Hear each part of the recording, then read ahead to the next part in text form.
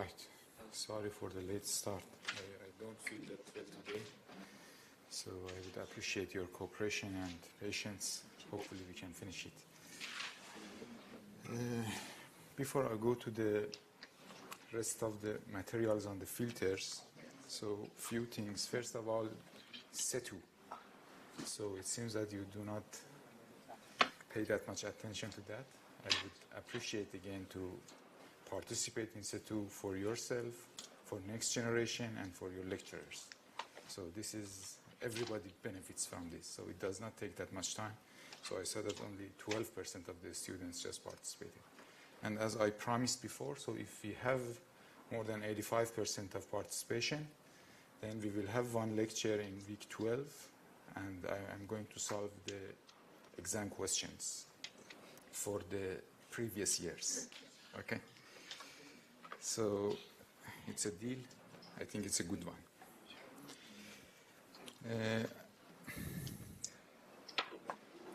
Another thing is that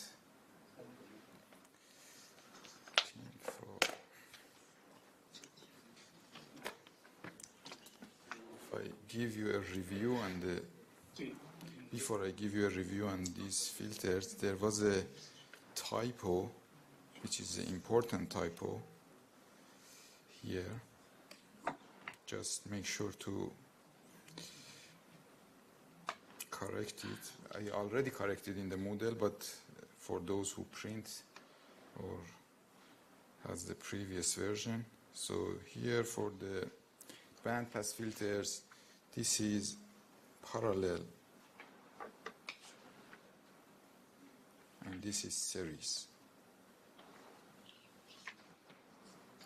Okay, so just make sure to correct this one. All right.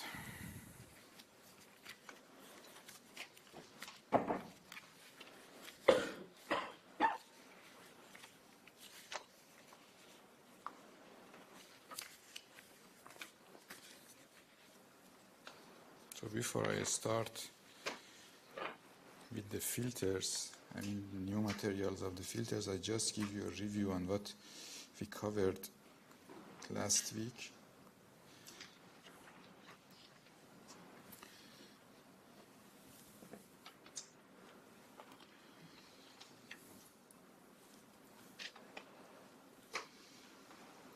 So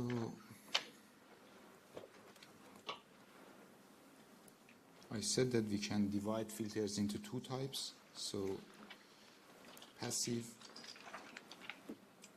and active. So in passive we usually use R, L and C, and mainly L and C, because R has two disadvantages. One, it has noise, I mean it generates noise, and then the second one is that it makes loss in our circuit. So we are not very interested in R, but sometimes we use them. And in active, again, we use mainly op amps.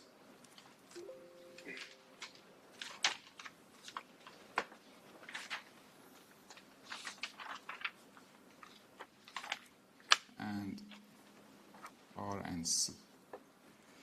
So this one, mainly we use it for low frequency,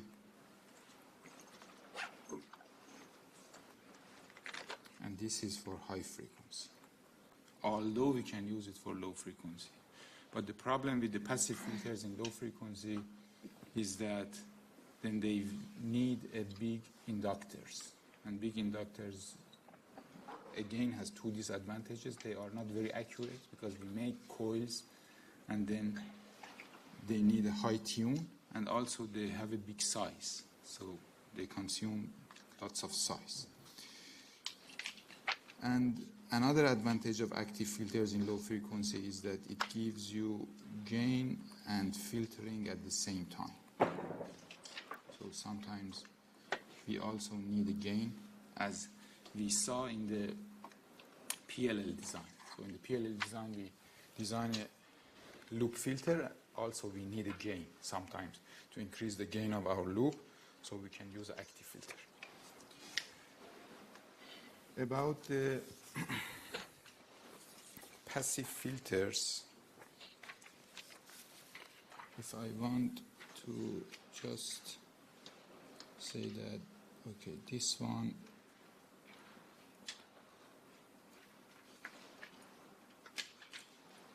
what's this circuit? Low pass, high pass, high pass, and stop. All pass, low pass. So this is a first order low pass filter out of R and C. And we saw that we can change this actually in the practical. In the practical, we have a impedance of the source, and then this R and the capacitance, and then another impedance as our load. So this is our load, this is the capacitance, and this is our R. And for perfect conditions, we say that, okay, we want that this R equal to 0. Because if we have R, then we have attenuation and insertion loss. For the high-pass filter, so the circuit first order high-pass filter is like this. Again, we have a ZL and a ZS. So if this is your V in, this is your V out, and then the ZL and C and R. So this is the high-pass filter. And for band pass, actually, if I don't want to draw the load and source impedances, then we have this R, we have the C, and we have this L. So this R, LC gives you a band pass filter. And for band stop, actually, we had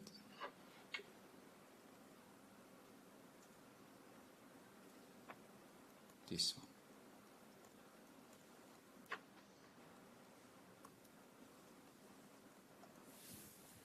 So this is what we saw. Then I said that if we want to have a sharper transition from the pass band to the rejection band, I mean, if I define, if I again remember, all right, assume that this is the low pass filter. So here is minus 3 dB, here is 0 dB,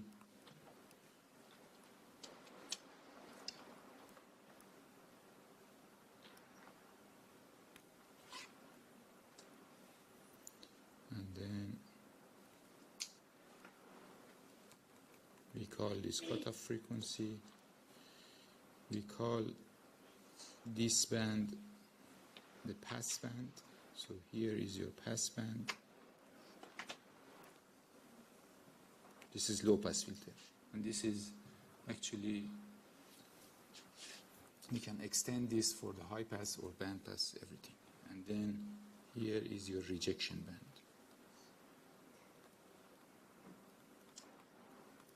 Okay. We saw that in few types of filters like the Chebyshev or Bessel, then we have fluctuations in our passband, then we call it ripple. And then if we have a fluctuation here or ripple here, then we say that the rejection ripple. And then this much is the maximum rejection that we can achieve in our stop band. All right. For higher order filters, if we want to have this transition from the pass band to our rejection band sharper, then we have to increase the order of our filter. I mean, instead of only one C, then we have a combination of C and L. So the number of C and L in our circuits, then we say that this is the order of our filter. For example, a second order filter or third order filter is like this. A third order low pass filter could be either like this,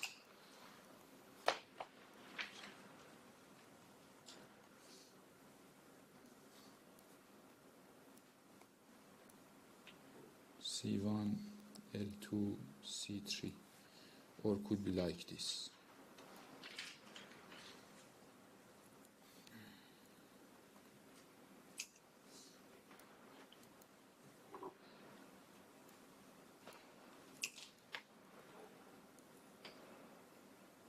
L1, C2, L3.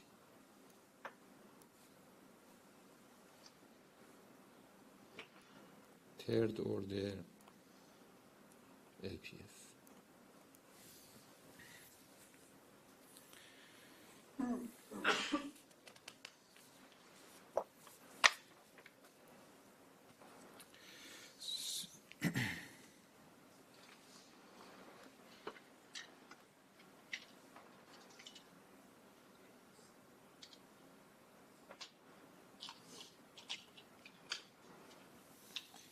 To design a filter, when we want to design a filter, first we need to look at the characteristics that we want. Two characteristics are important. One is the ripple in the passband,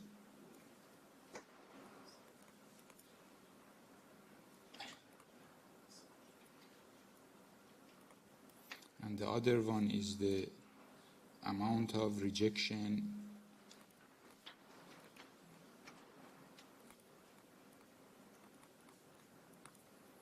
in a point in a stop band.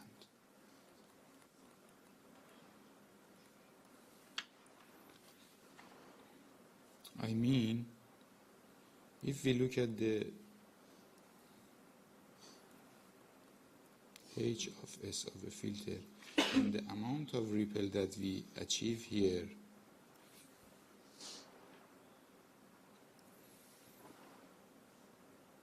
this one is the first, and then we say that okay, here is our cutoff frequency, and then I don't know, at this point, which is A times our cutoff frequency here, then what should be the rejection? And this is the number 2. For example, we say that at 2 times of our cutoff frequency, I want 60 dB of rejection. And then the ripple in the passband should be less than 1 dB or less than 0.5 dB, or it should be very flat. We define 2 types of filters as Butterworth or maximally flat, which it is appear from its name, it does not have any ripple in the passband.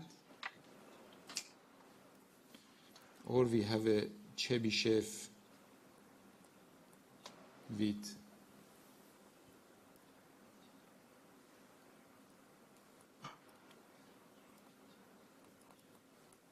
various ripple, passband ripple actually. And then based on these, we can define our filters. For example, if we say that we need a ripple less than 0.5, it means that we should go for a Chebyshev with 0.5 or less, or we should go for a Butterworth. But if we said that, okay, we need a maximally flat, we have no option. We have to go for the Butterworth. All right? Definitely, the Chebyshev filter has a sharper transition. The transition, we call it sharpness at the edge, or we call it a skirt effect at the edge of the filter, for the low pass, high pass, band pass, or the others. There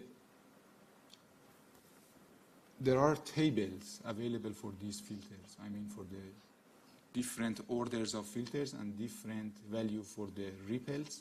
Then we have tables, and based on those tables, we can pick the values for our capacitor and inductors. For the capacitors, for a low-pass filter, we say that the capacitor equals to Cn divided by 2 pi Fc R. I will tell you that what's this R and what's the Cn, and we say that L equals to ln R divided by 2 pi fc. Okay. So if you look at the table like this, then for example for a Chebyshev with a ripple of 1 dB, we say that if our circuit is like this, I mean we have a source, we have a RS, and then our filter starts. I assume that it's a low pass filter and the first component is C. Okay.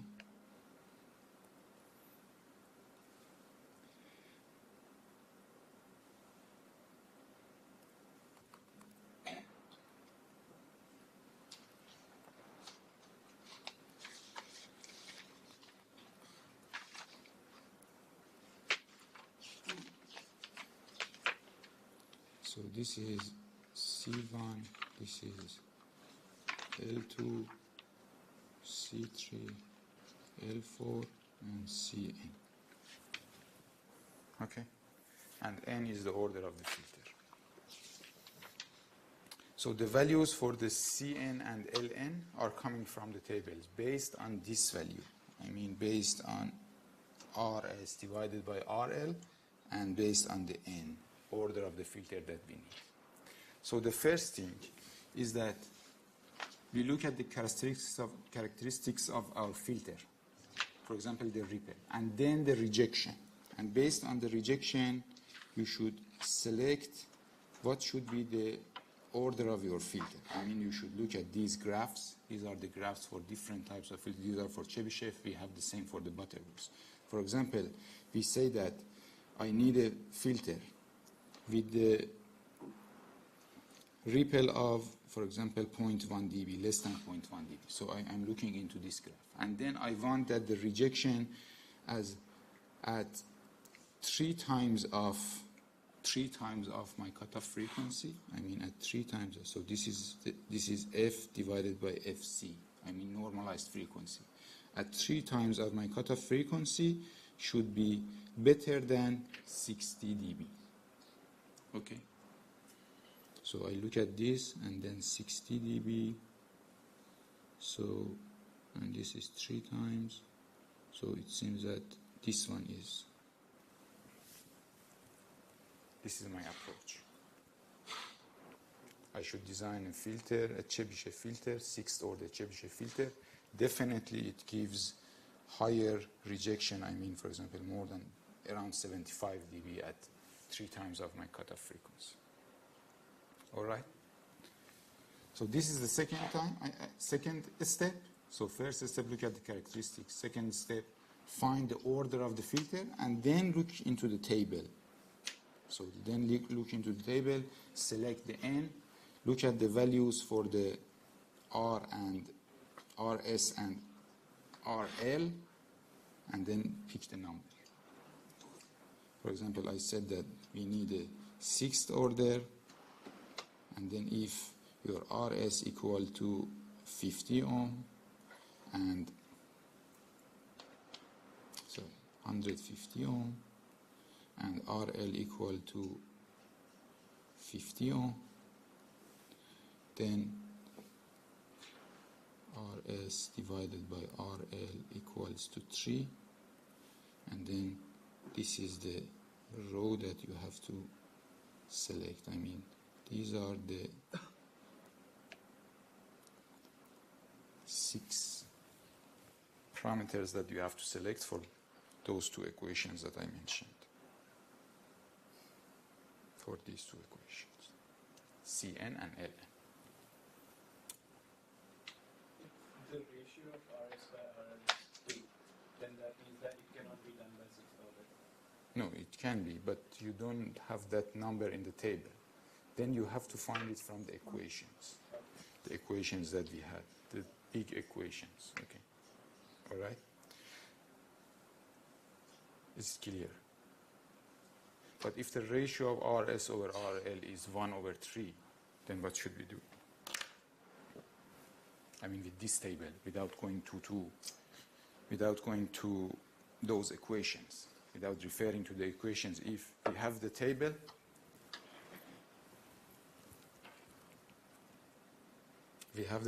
and we just have the numbers 3, 4, and 8. But I have RS equals to 50 ohm and RL equals to 150 ohm. Then what should I do? Normalize it. Sorry? But the same value is working for 3, not 1 over 3.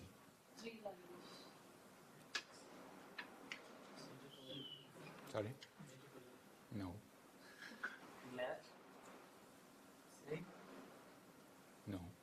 Same. So same doesn't work actually, because this one and this one is not the same. It's not symmetric. Any clue? Can you just use a higher order filter?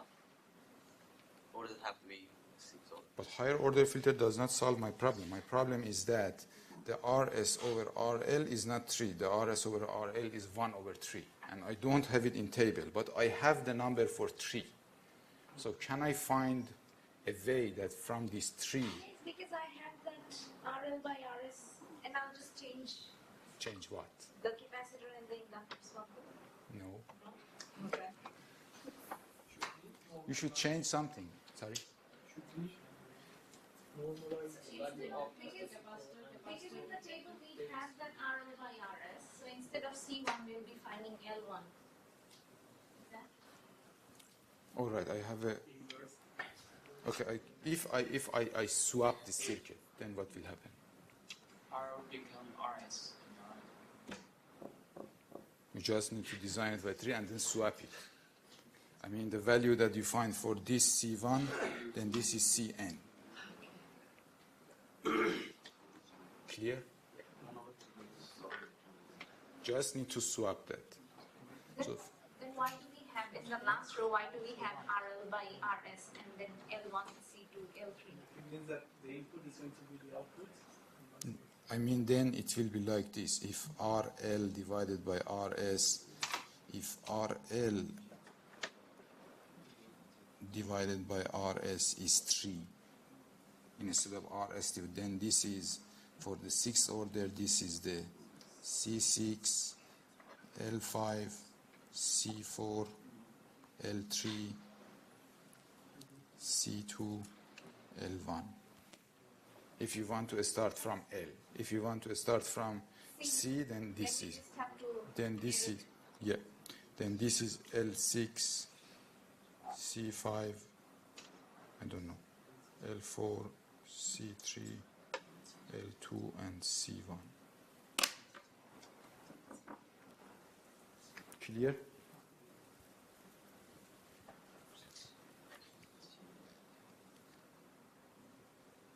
So if sometimes you see a table that your ratio is not there, I mean, but the inverse of your ratio is there, you should be able to solve it. You don't need to go to equations and solve it for yourself. Okay? All right. Then, so this is for low pass filter. For band pass filter, so we have to design our filter for low pass and then change it to band, transform it to band pass like this. Assume that we have a 3rd order low pass filter like this.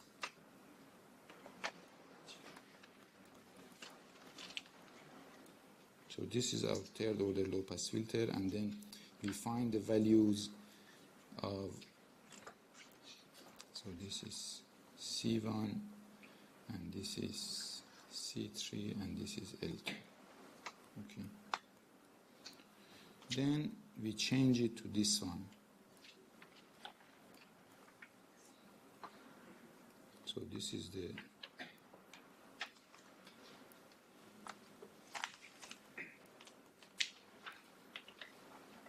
original filter,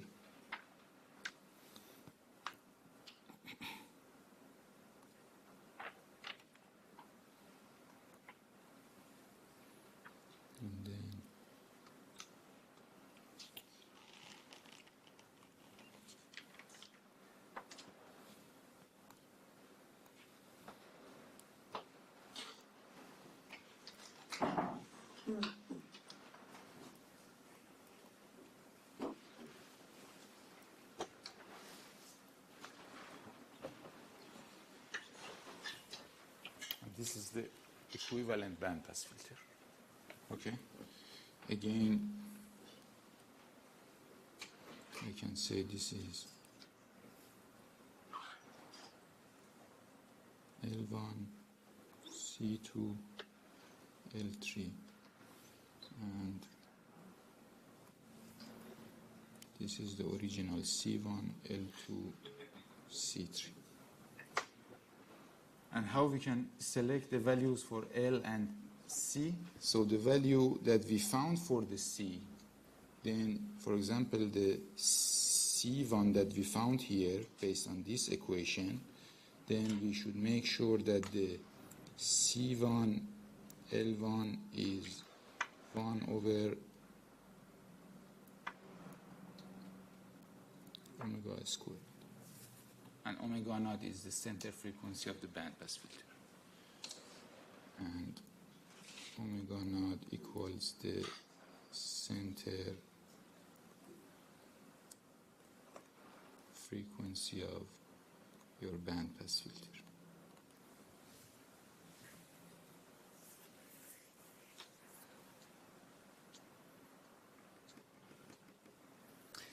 So to achieve this, actually we calculated the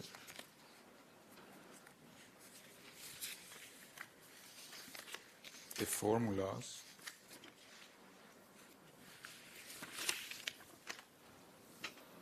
And then I can say that for the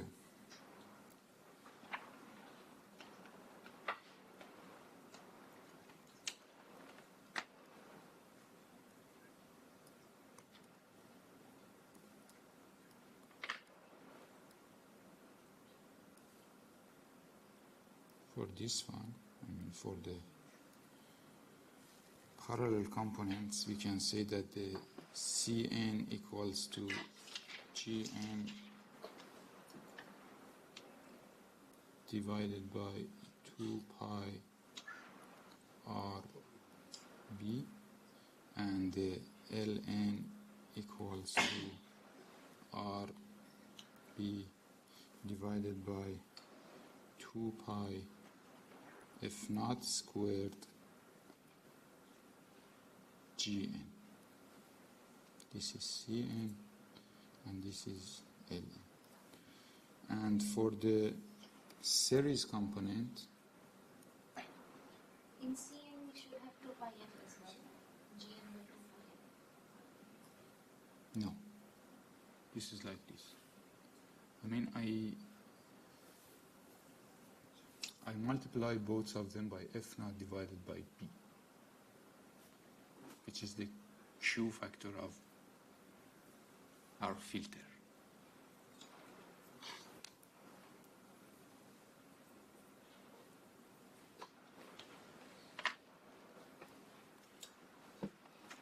And for series component, if I call this Lm and Cn, then I have Cn equals to B divided by 2 pi F naught squared Gn R, and then Lm equals to R Gn 2 pi B. Second one is parallel or series? This is in series, this is in parallel. Parallel, Yeah, and you want LM parallel with CM or LM CD with C as well. The second one. series, yes, excuse me.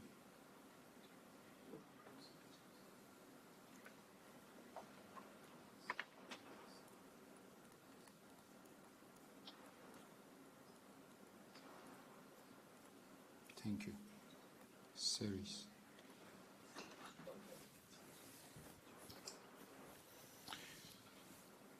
B, bandwidth of the filter, bandpass filter. And R in the normal case is RL.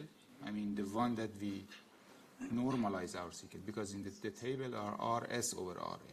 So when we normalize based on the RL, then at the end we have to multiply by RL. But if you did inverse of that, then you have to normalize it, I mean return the, denormalize it by RS. So originally it is RL. And then the F naught is the center frequency of the filter.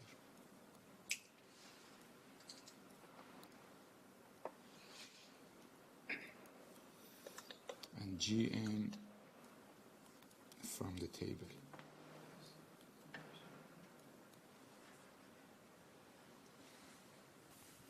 Okay? All right. So we have examples here.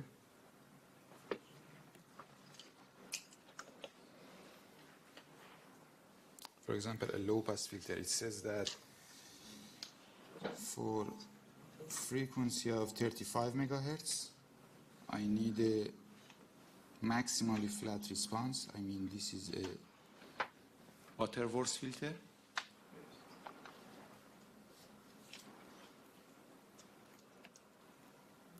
And then I need a 60 dB rejection at this frequency. RS is this value, RL is this value. First of all is the normalization, which is RS over RL, because we want to see that, okay, in which row of the table we should look for our coefficients. Okay, so this is point 1.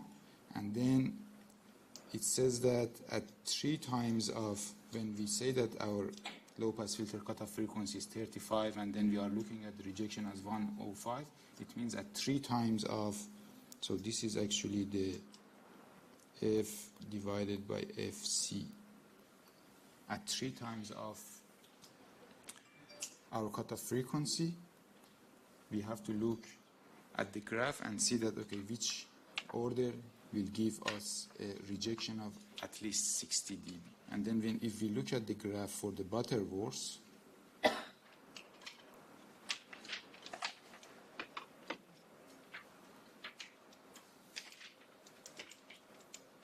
which is this one, then we say that, okay, F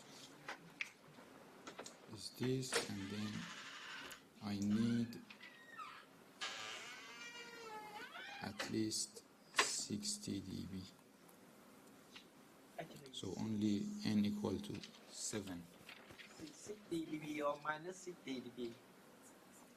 60 dB attenuation minus 60 dB S21. S21 and insertion loss are with different sign.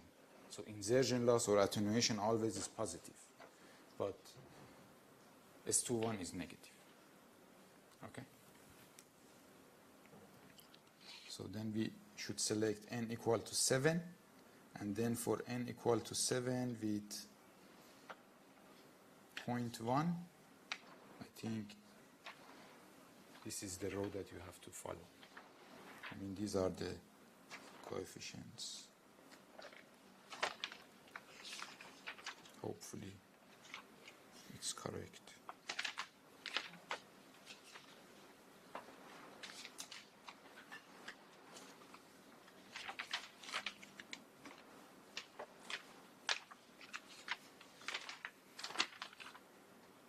Yep. 2.257, 0.067, and then the rest. And then based on those formula, you have to find the values for the C1, L2 up to L6, C7, sorry.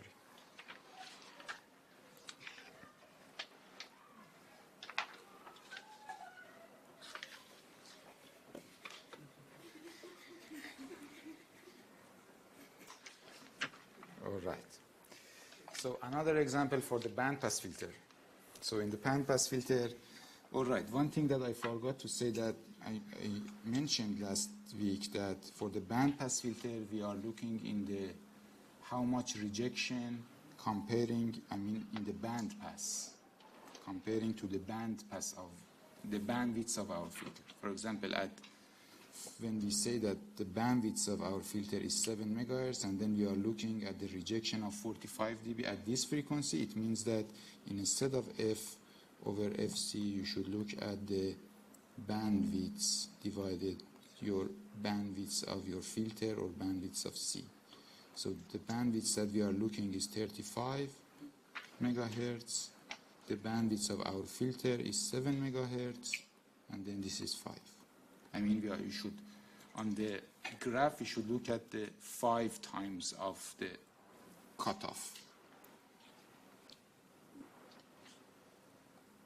For example, in your design project, your bandwidth is 2 megahertz, and then we said that, okay, at 10 megahertz,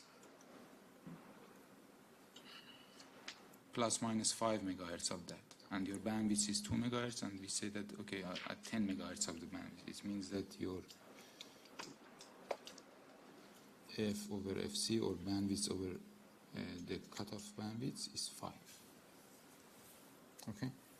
So here it is 5, and then it says that the ripple passband should be 1 dB.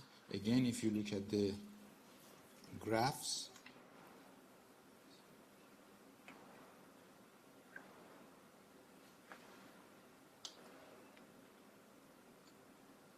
so in 1 dB ripple, if you look at the graph at 5 times, and then we are looking at 45, which is somewhere here, 5 times, and then it says that, okay, n equal to 3 is enough. Because n equal to 3, for example, at 5 times give me around 50 dB of rejection. Okay? So then we are looking for a filter. The order is 3, and then what's the value for the RS over RL? For this one again, 0.1.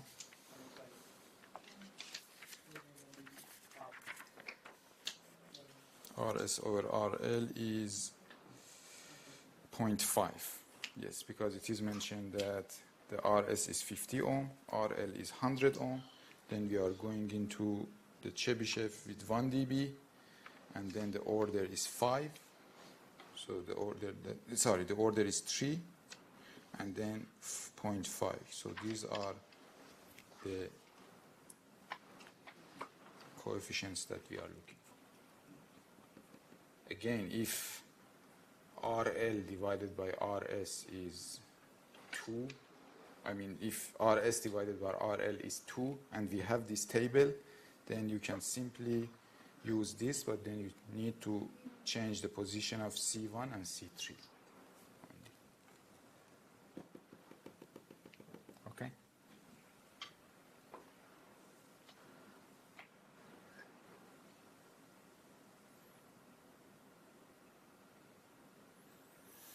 Yeah, these are the... So this is the coefficients, this is the second coefficient, and then for the third, the rest. Any question on this? Why are there 4 values? Isn't it just 3 values? So if it is 4 values, then another one, you have another LC here. Sorry, sir. So I didn't get your question then. Why are there 4 values when it's just a 3 order? There are not 4 values, there are 6 values.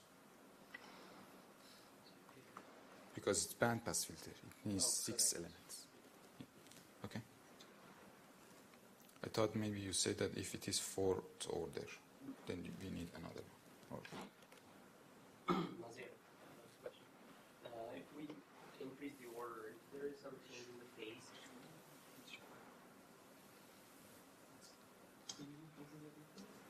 So bandpass filter, the phase at the center frequency of, so bandpass filter, you saw that it changes the phase from plus 90 to minus 90.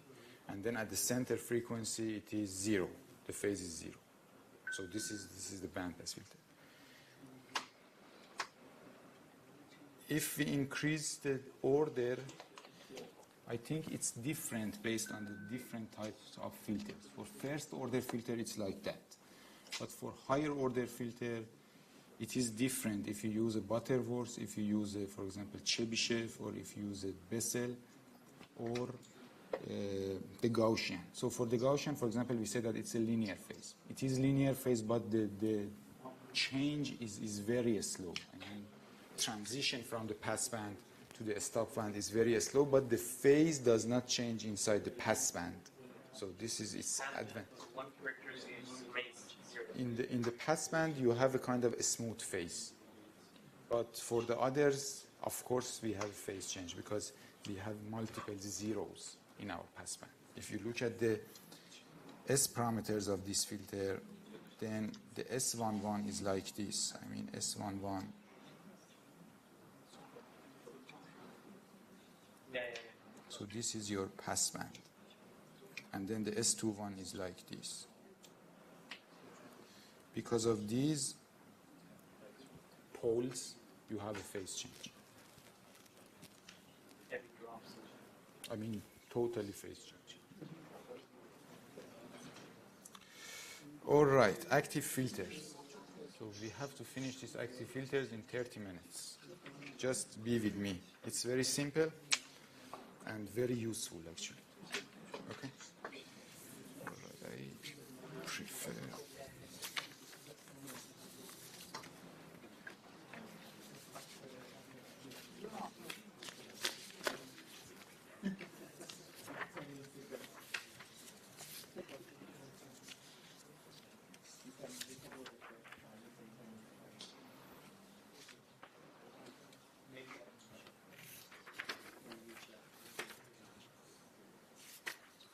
All right.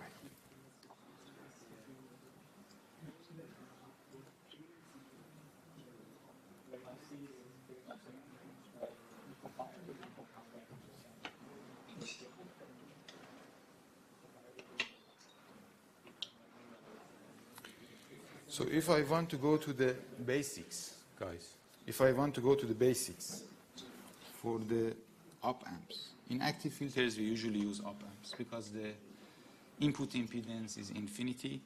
We assume that is infinity. And the output impedance is 0. And it gives you a very high gain. Okay? So a simple op amp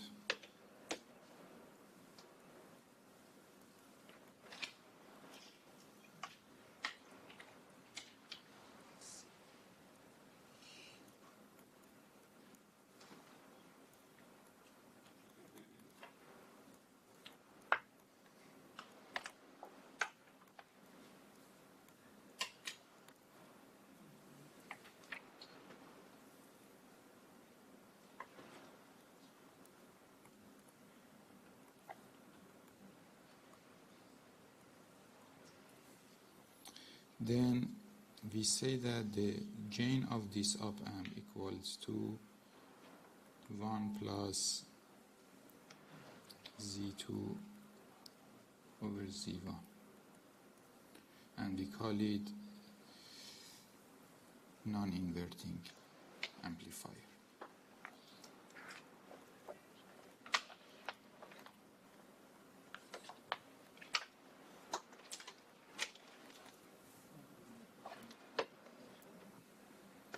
And if we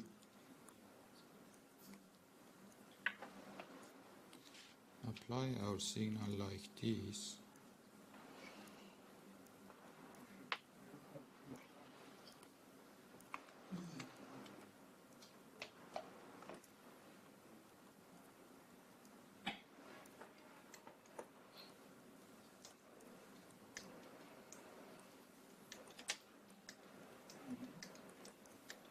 then we say that the gain of this op amp is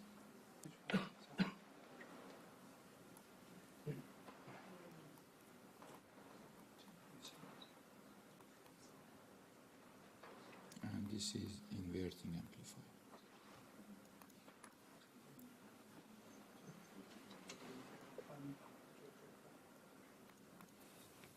Okay, so this is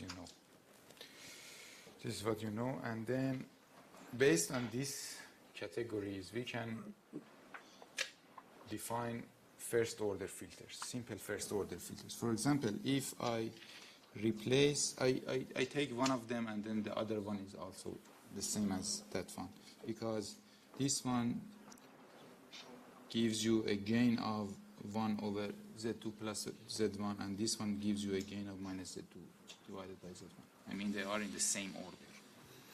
So if I say that, okay, if I replace Z1 with a simple resistor, and then Z2 with a resistor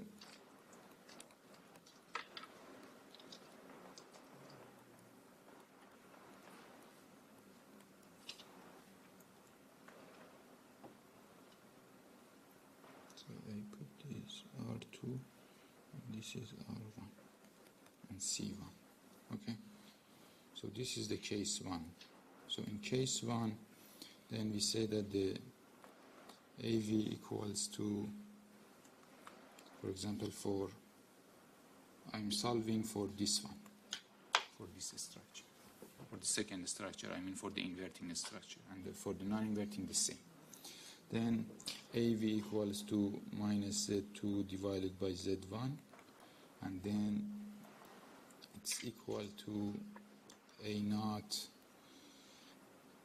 omega naught divided by S plus omega naught, and then this A naught equals to minus R1 divided by R2, and omega naught equals to 1 over R1 C1. So what's the function of this circuit? What's the transfer function? Low pass filter. So this is the first order low pass filter. So if I just replace this with resistor and the Z2 with the resistor in parallel with capacitor, then this is the first order low pass filter.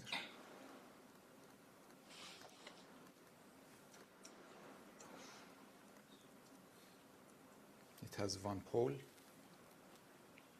and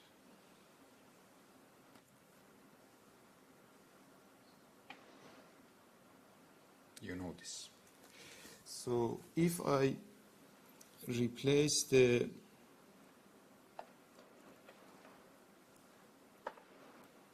Z1 with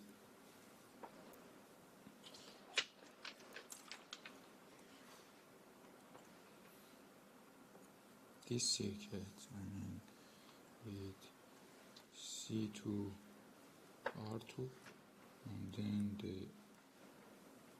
Z2 with just a simple R as R1, then we can say that again AV equals to minus Z2 divided by Z1, which equals to again A naught S divided by S plus omega naught, and again A naught equals to minus R1 divided by R2, and omega naught equals to 1 divided by R2 C2. So what's this one? Band pass. So band pass means at infinity it should be 0. True? High pass. It's high pass. Because at infinity it passes. At infinity, I mean if we put omega equal to infinity, so S equals to J omega, then this is 1. So it passes in the high frequency. So this is bandpass. This is high pass filter. This is first order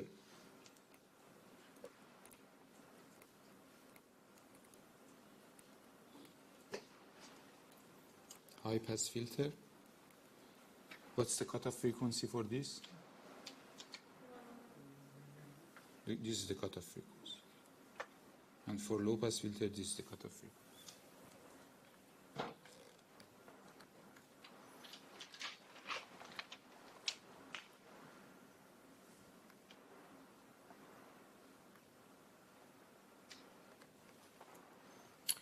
And then if I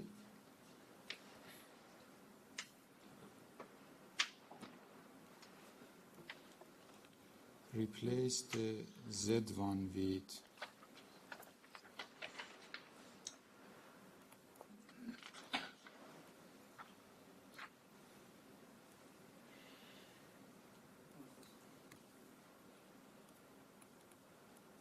this circuit and Z2 with this circuit,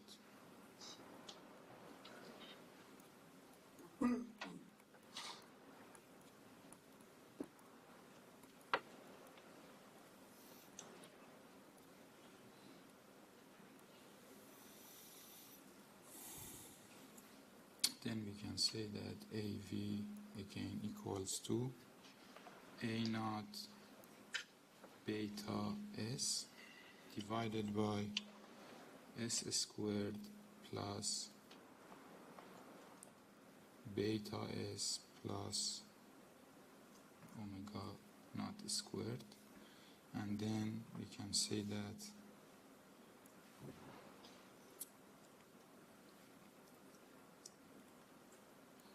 A naught equals to minus R1 divided by R2, which is your gain, and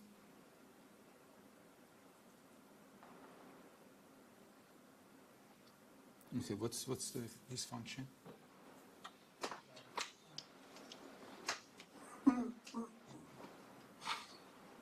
What's this function? Bandpass filter. Because the order of the top is less than the order of the bottom, so that high frequency, I mean at S equal to infinity it is 0, at S equal to 0 it's also 0, and it has a passband, and then the passband is omega between 1 over R2C2 1 over R1C1. So this is the path. I mean, these are the two cutoff frequencies for your bandpass filter. And then definitely the F naught is this, the first one plus the second one divided by 2. Okay. What's beta?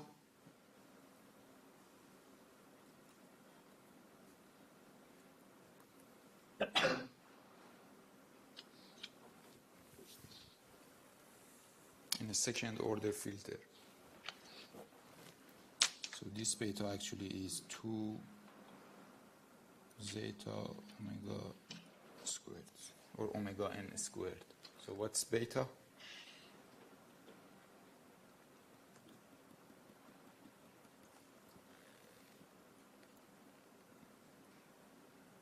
Sorry.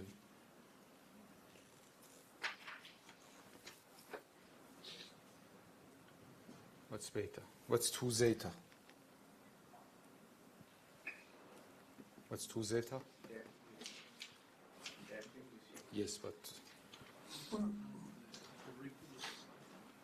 so this is 1 over q. We had this last week in the oscillator example.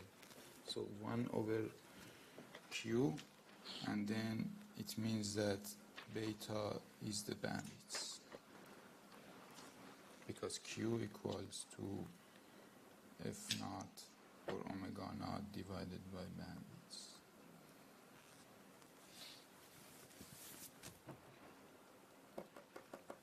Clear?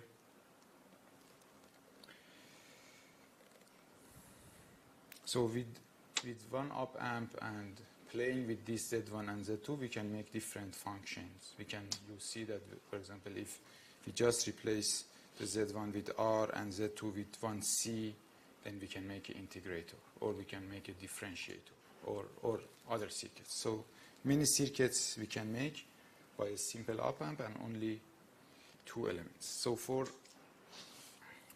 higher order, I mean for this, these are first order filters actually. For second order, Isn't this a second order?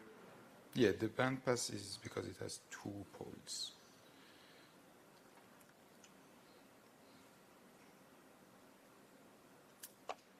But it's not second order.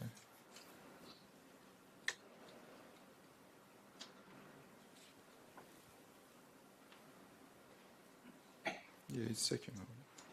Actually, because we don't have anything here. It's second order. Okay. So we have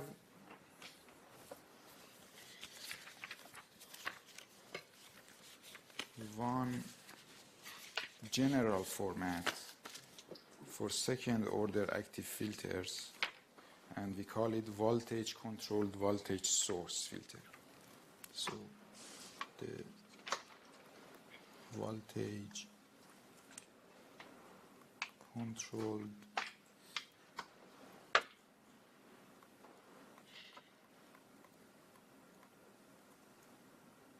voltage source, and the format is like this, that we have an op amp.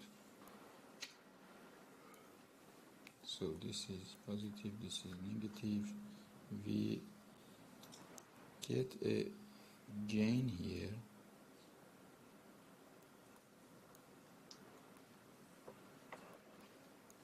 This is R2, this is R1. Here is V out. So this part is our gain. And then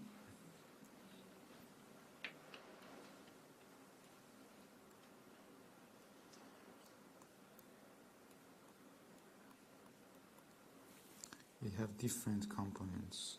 So, I mean multiple components.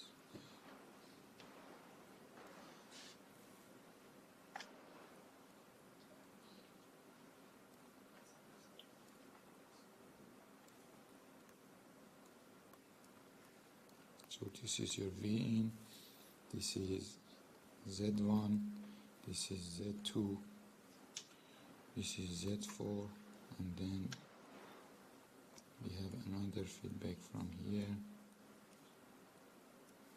This is Z3. Okay.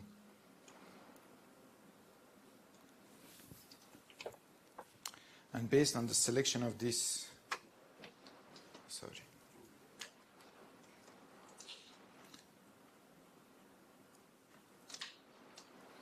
based on the selection of these, the components for Z1, Z2, Z3, and Z4, then we can make different type of functions: low pass, band pass, high pass. We will see. Sorry. If we want to analyze this circuit, so we know that in a voltage feedback op amp, the V plus and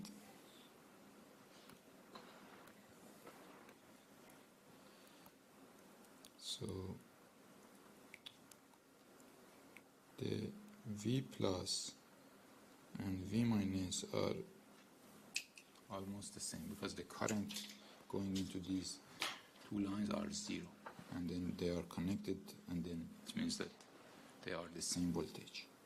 So if we assume that V plus almost equals to V minus, then we can say that first of all, this V minus, so V minus equals to R1 divided by R1 plus R2 V out. Okay, so this is the gain. Actually, this part is the gain of your circuit. So by this you can select the gain of your filter. If you want to make a filter with a gain, so these two components generate your gain. And then usually we say that R2, we select R2 k times of R1, and then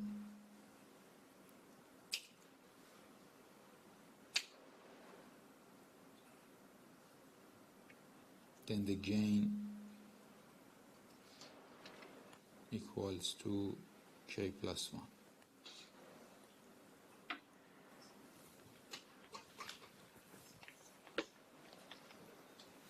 Okay, so this is the gain. And then if we write a KCL here at this point, so KCL here, so we have multiple currents, so these currents. Then we can say that if I call here V1, okay, then we can say that V1 minus V plus divided by Z2 plus V1 minus V in divided by Z1 plus V1 minus V out divided by Z3 equals to 0. Also, if I write a KCL at this point, again I write a KCL. So this is another KCL.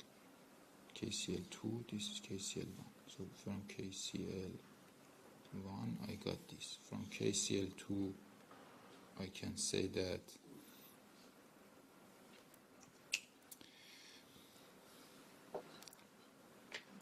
V plus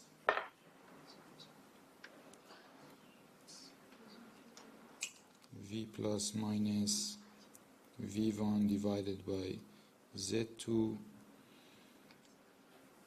plus V plus divided by Z4 equal to 0. And then from the first equation also, I can say that V plus equals to R1 divided by R1 plus R2 V out. So 3 equations, and then we can omit this V plus, and so you can simply omit this V plus and V1.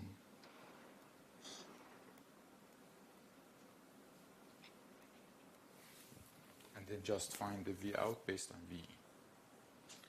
And then the V out based on V in.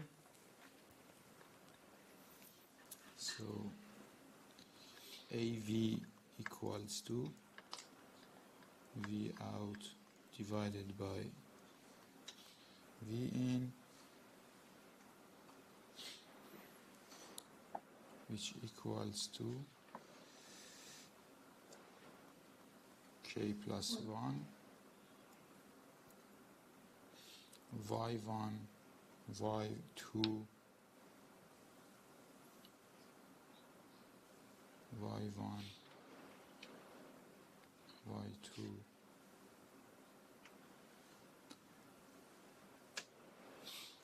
plus K Y2 Y3 plus Y4 multiplied by Y1 plus Y2 plus Y3. So this is the transfer function of the VCVS. We call it VCVS filter. And Y1 is 1 over Z1, Y2 is 1 over Z2.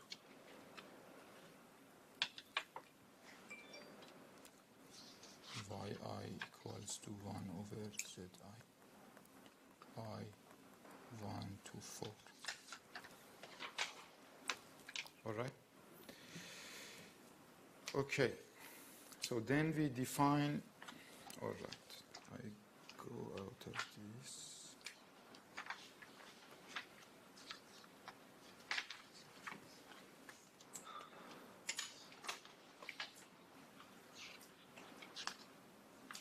And then we define Sallen and key filters based on the topology that I told you. Just what we did, the gain is unity. I mean, it's just a filter. If we put the R2 equal to 0 and R1 equal to infinity, then the gain is only 1. All right? And then we are reaching to this equation. And then we can make different type of filter. For example, if we say that if we select the Z1 and Z2 as resistance and Z3 and Z4 as capacitance, then the transfer function of, this transfer function simplifies to this one. And this is actually a second order low pass filter. Okay? So this 2RC4 is 2 zeta omega naught, and this one is omega naught or omega n squared. Okay, this is the second order low pass filter. This is the cutoff frequency, and this is the damping factor. Again, for designing this, it's better that this damping factor equals to 1 over square root of 2, or C3 equals to 2C4. So this is the optimum design. So you select the C3, C4, and then put here, and then select the value for the R2 to define the cutoff frequency. Why you pick this PLL? Sorry? Why you compare to this? This is the best performance of a second order system. Is it related to PLL? It's related to control systems. Any control systems in the format of this, we know that if we select the zeta equal to 1 square root of 2, so the transfer function, the impulse response is in the best shape, without the less overshoot and fastest moving from the state 1 to state 2. So we have the fastest move also without overshoot if we select the zeta equal to 1 square root of 2. All right?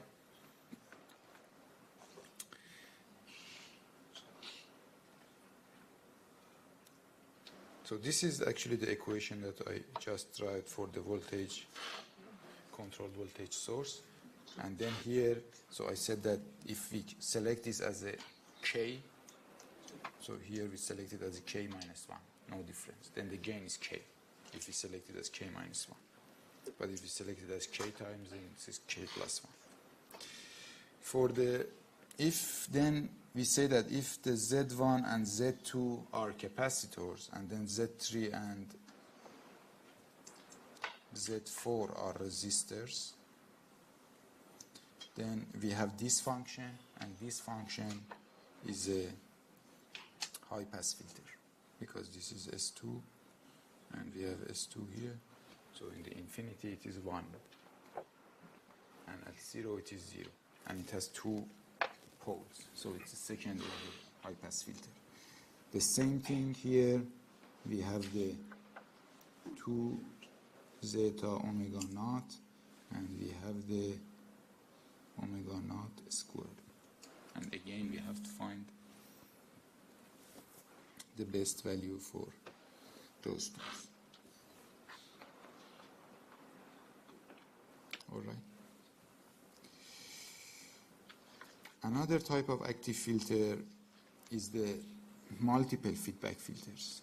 So you can see that we got a feedback from output to input at this point, and then again at this point. You can simply analyze this with the same procedure that I've done for the VCVS and find the general transfer function for that.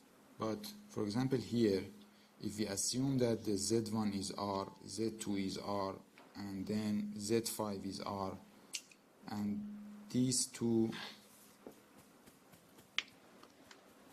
are capacitors, then we can make a band pass filter, the order of the top is one order less than the order of the bottom.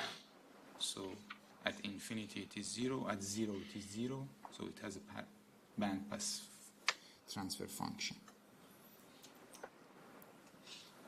So this is a band pass filter structure. Okay. Ratio.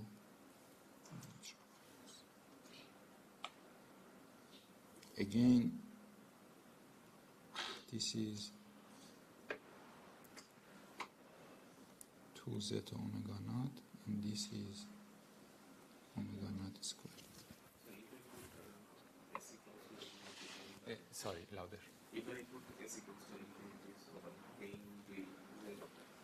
If it's 0, yes. If you put s, I mean if s is infinity, then the AV is 0. If s is 0, AV is 0. So it means that it has a kind of band pass structure. so band pass or no band pass on any of the filter we can measure it by putting the value s. So band pass filter is in this format. I mean it is S divided by S2 plus 2 zeta omega naught S plus omega z naught squared and something. A, I mean this is the gain. A. H of S for band pass filter. If this is S squared, then it is high pass filter. If this is constant, then it is low pass filter. If it has S squared and the other terms, then it is band stop. I mean the order of top and order of bottom are the same. I mean at the infinity it is 1, and also at 0 it is 1, but it has poles, so it is band stop. It has a notch. Somewhere it has a notch. Okay. The next one is the state variable filters. Okay, this is the filter that we are usually using in the digital domain. So if you want to do the filtering in digital domain, it's simple, because we can simply make this 1 over S. How we can make it 1 over S in FPGA, in digital? Delay? No, in digital domain. In digital domain we don't have integral. We have 0, 1, gates, I don't know, flip-flops, XOR. So what's the meaning of 1 over S? Delay. Delay. And how we make a delay in digital? So I should tell Lindsay Kleeman. Then the students doesn't know that how to make a delay in digital domain. So, but inverter is not a control delay. So delay in digital domain is flip-flop. We have a signal here, and with 1 clock we can delay it. We can delay it with 1 clock. I mean the signal at this point and this point has a delay of 1 clock. Okay, so this is actually the way that we are designing filters in digital domain in FPGAs. So we are using these flip-flops. We get feedback from anywhere in the circuit that we want, and then we make the FIR or IIR, depends on the filter that we want. We make that filter. Easy in digital. But the main advantage of this is that depends on where we get the output, then we can have different type of filter. For example, if we get the output at this point, at Z, then this is a, what's this filter?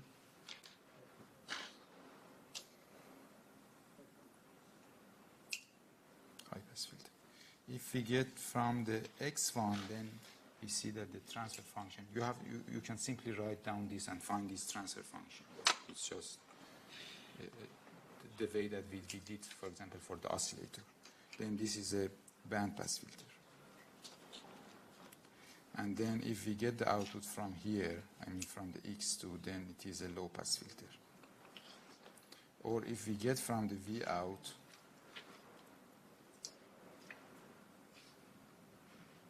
then what's this? No, actually this is not bands. This is all pass. This is all pass filter. All pass network or all pass filter. It passes all the frequencies.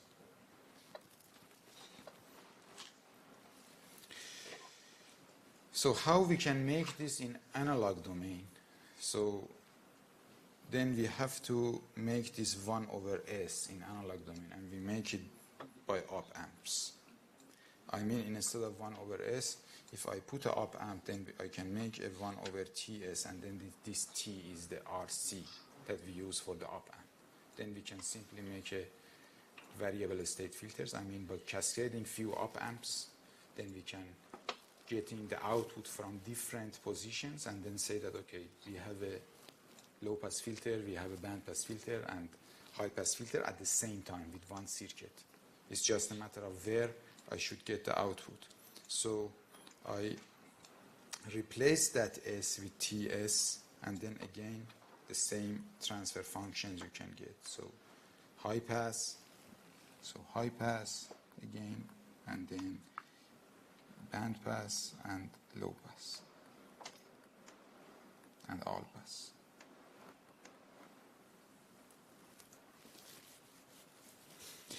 There are chips available in the market, and this is a very good topic for the researchers, for PhD students. So they are making, so you heard about the FPGA, Field Programmable Gate Arrays, which is a digital circuits that you can program. I mean, it has lots of building blocks, and then you can program and then make different circuits by them. Then we have a FPAA, Field Programmable Analog Arrays, which is similar to this chip, for example, this UAF42 from the Texas Instrument. They use these two op amps, and then this R1, so I think it's not very clear. This is R1, this is, I think, R2, this is R3, and this is R4, and this is C1, and this is C2. So it says that R1 to R4 50K, and then C1 and C2 are 1 nanofarad. But by selecting these two values, then you can program your filters. I mean, we have a tau1 based on the C1, which is fixed in the chip, but RF1 is something that we can tune out of the chip. Then we can adjust this tau1, and then the same, the C2, which is fixed in the chip, and then the RF2, what we can adjust out of the chip. Then we can adjust this tau2, and then we come up with these transfer functions. And then based on these tau1 and tau2, you can select what should be the resonance frequency and also the damping factor of your filters. Again, it has different pins. For example, one pin as the input, so this is your V in, and then you can get your high pass output, your band pass output, and your low pass output. All the pins are available. So you can buy a chip and then use it as multiple filters.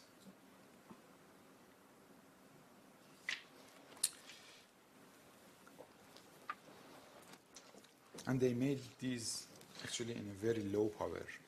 design. So they can simply use, instead of the digital filters, I mean, instead of using a big FPGA which uses a lot of power, you can buy these small chips, but it needs external components like simple R and then or a multi-turn resistor, and then you can tune your filter.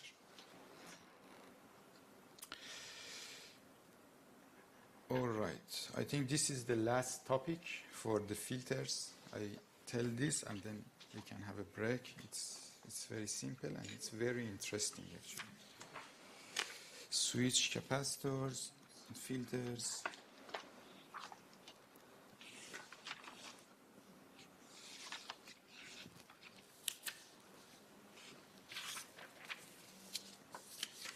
All right, in switch capacitors, the idea is like this.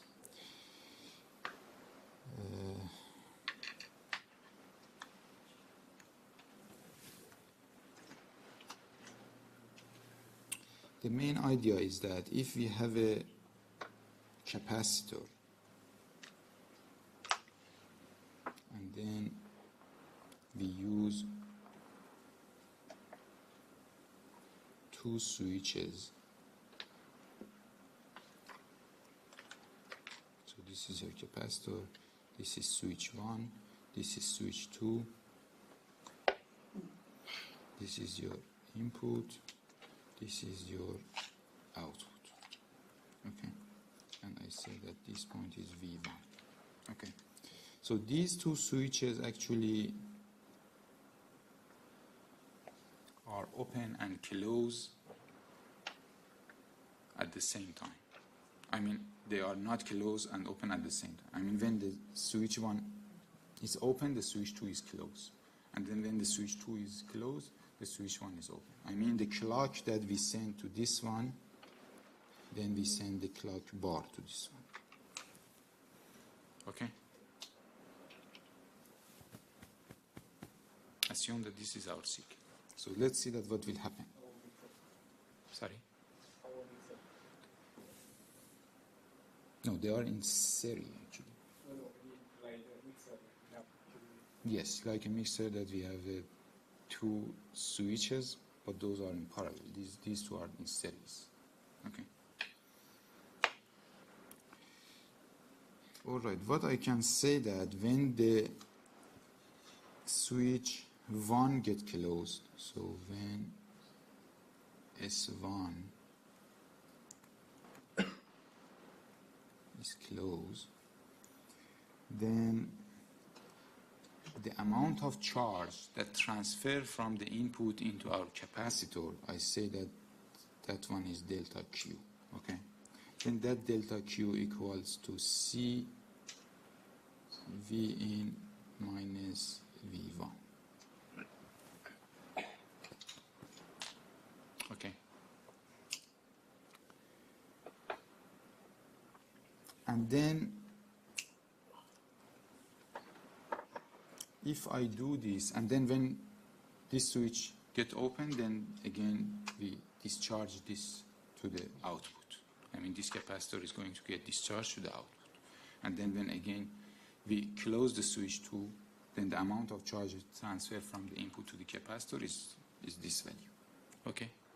So if we do this multiple times, I mean with a period of time, then we can say that during the time, the amount of charge that transfer to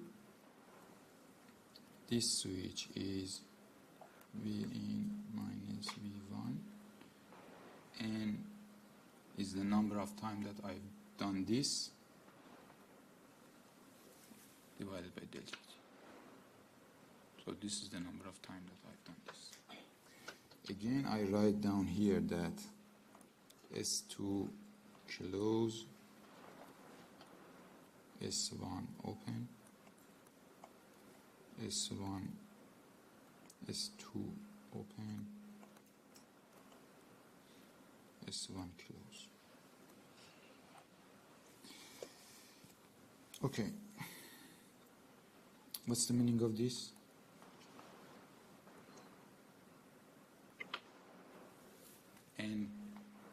divided by delta t, n times frequency. So this is frequency. So this is the f of our clock. Okay. What's this? Current. So then I can write down that the I equals to C V in minus V1 F of my clock. Okay. And then, thank you very much. And then if I say that I divided by V in minus, or I just want to write this the other way, V in divide minus V1 divided by I equals to 1 over CF clock. True? And what's this? Resistance. So it means that we made a resistor out of a capacitor and two switches. Actually, it has lots of advantages. The first advantage is that it does not have the thermal noise of a resistor. So you can make a resistor without a thermal noise. So this is the first thing. The second one is that making resistors inside chips is not easy. I mean, it's because then you have to use resistive sheets for that. But making capacitor is easier because you put two elements, two copper patch, and then by changing the distance between these two, and the material is constant, for example, is SiO2, you can make capacitor simply. And switches also are FET, transistor semiconductors. So it's much easier, especially in the chip design, to use this technique to make resistors. Okay? All right.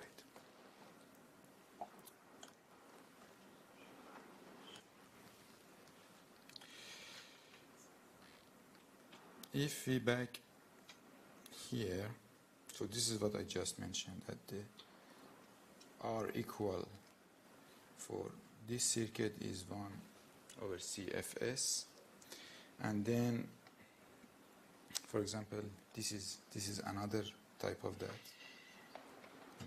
You can look at, you can write down the transfer function for this and then see that, okay, what's the transfer function for this? Different type of resistor. In an example like this, if we say that, okay, this is our R equivalent, okay, then this is an integrator circuit. We have a R, we have a C, and then the transfer function of this, we can simply say that, okay, the transfer function again is minus Z2 over Z1, and Z2 is 1 over J omega C2, and Z1 was 1 over C1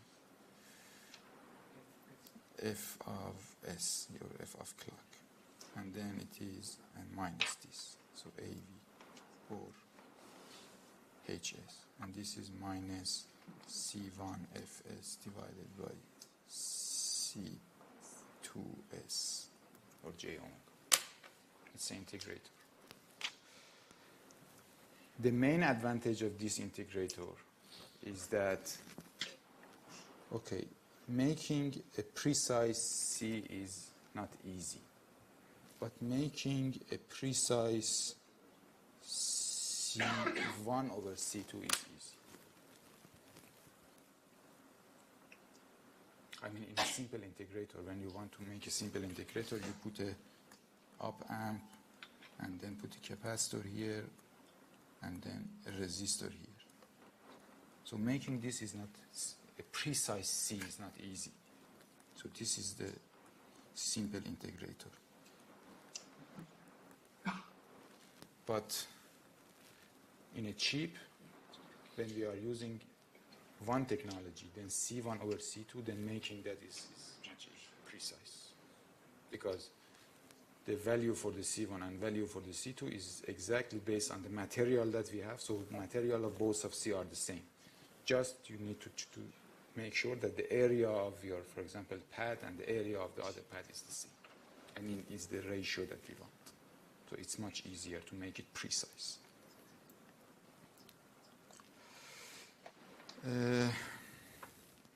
So practical frequencies for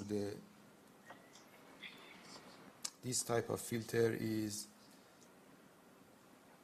in the order of hertz to kilohertz, low frequency, with the clock of hertz to megahertz. All right?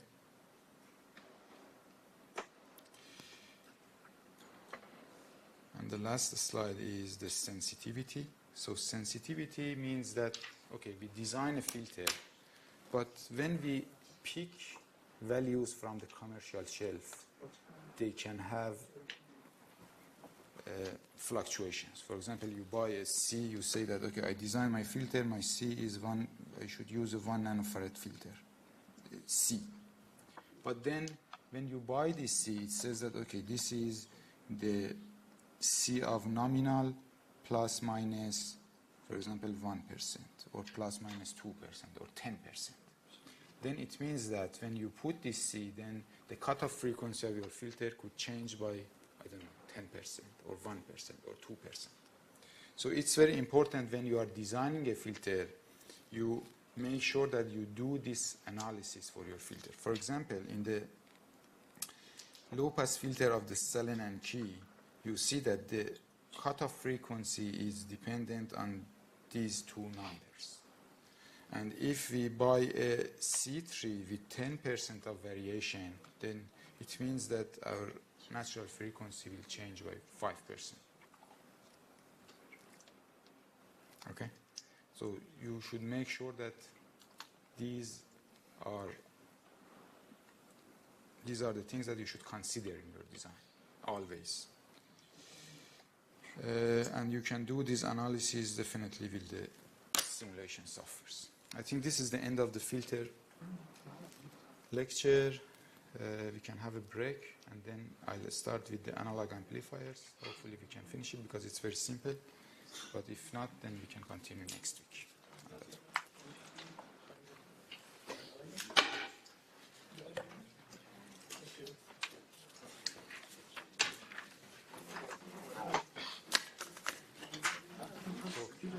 So if you don't mind, we can start by 4:50. Thank you. It says for the actual filters that it's not ratio and the natural frequency. Independently, because they are not dependent on only one variable. I mean, they are related to each other. I mean, they are not separate. For example, this is not dependent only on R5 and C2 and this one R. Okay, so changing one will affect the other. Yes. Okay. So it's a kind of, you have to make, and then those things, I mean, changing and the sensitivity of those, then may change everything. I mean, you design your filter for damping ratio of 1 over square 2. Correct. But then it changes. For example, I don't know, because of the C, changing of the C, it changes. Okay. Then you try to tune that. Okay.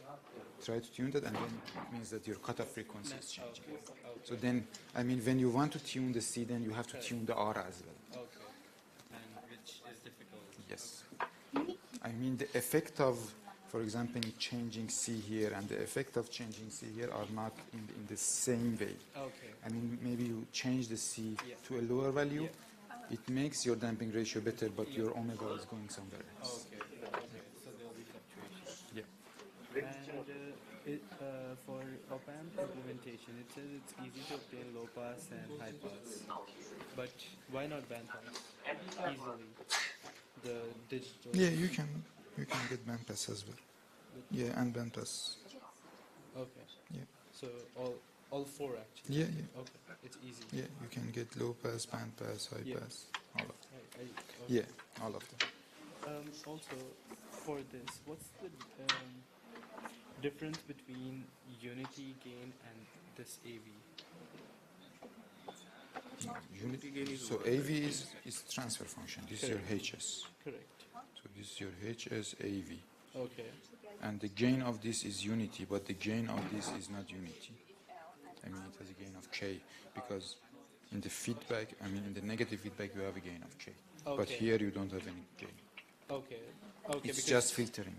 Okay, just filtering. It's just okay. filtering. Yeah. Okay. I mean, at the end of the day, you have to divide this by y1 divided by y2. I mean, it's 1 plus something. Okay.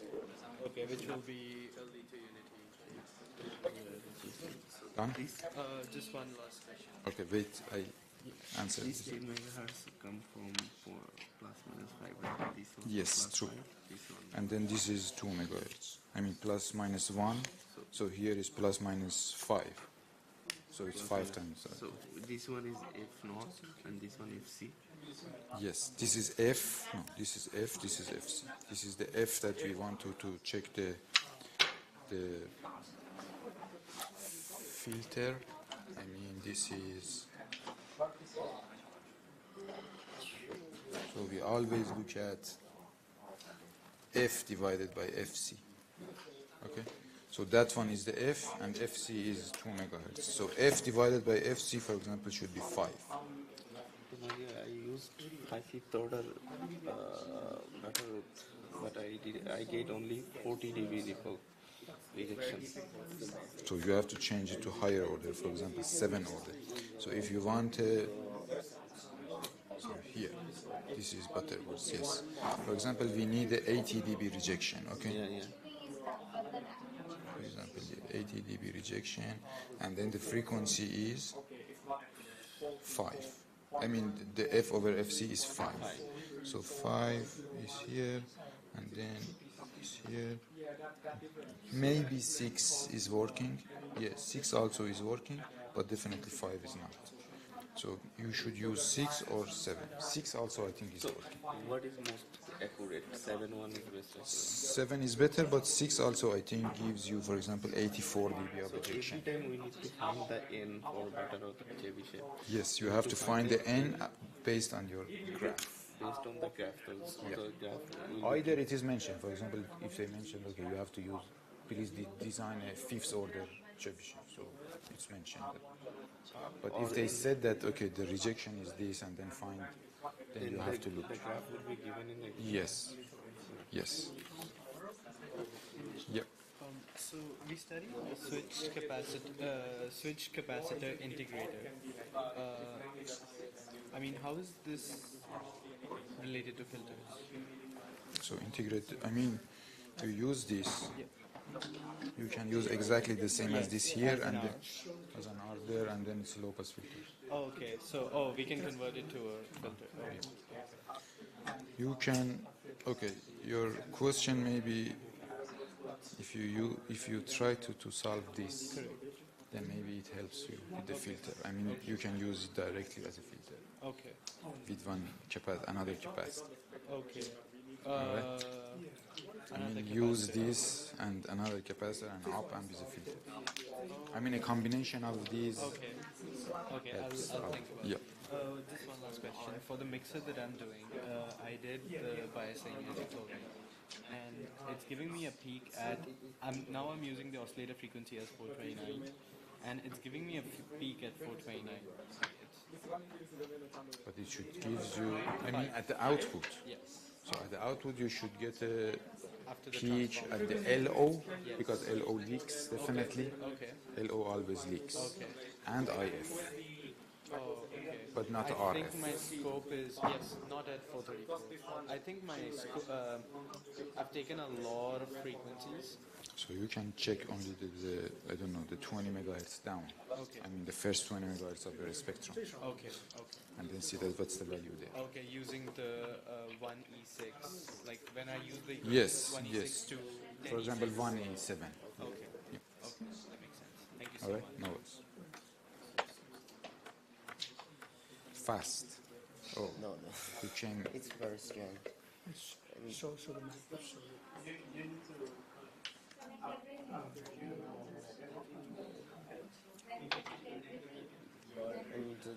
And this one is we connect the RF amplifier and bandpass filter, oscillator, and mixer. RF amplifier, bandpass filter also. So I said that bandpass filter maybe has a problem. Yeah, but here is a band, I think, and this is our output. Yeah. Sorry, but what did you do? You apply a signal to a RF amplifier, or you apply a signal to a bandpass filter first? Yeah, show the map.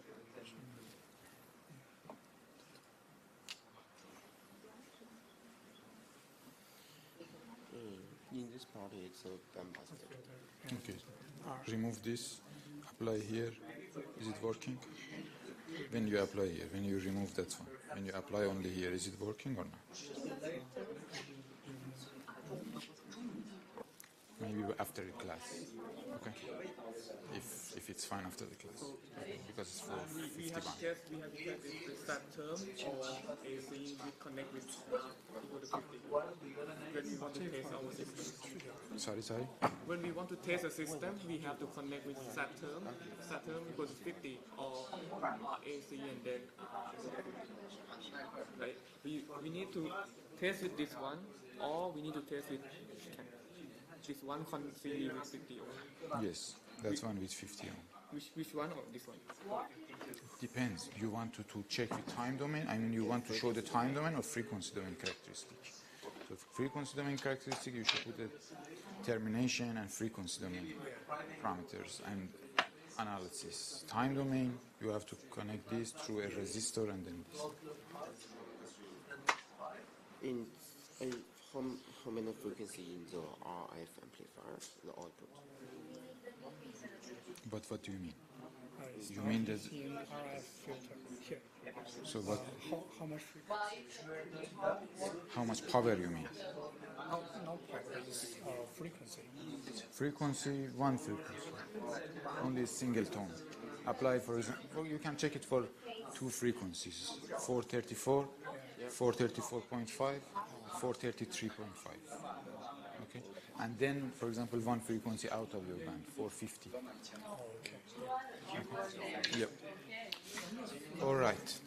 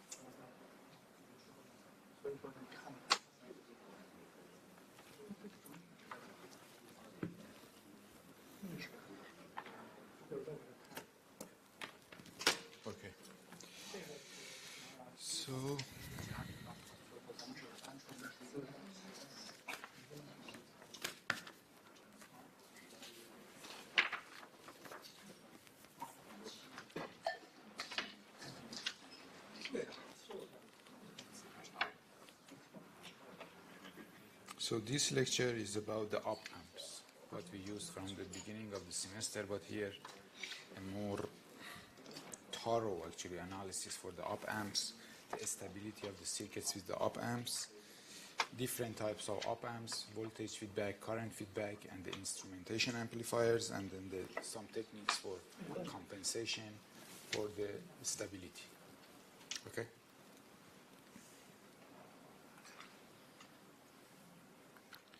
Again, if we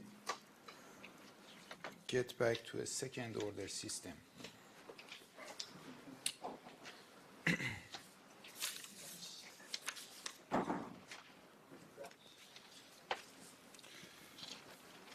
first I just want to write down something maybe repetitive, but we need to write this down. So if you remember from the oscillator, if we have a system with the transfer function of GS, sorry, and then we get a feedback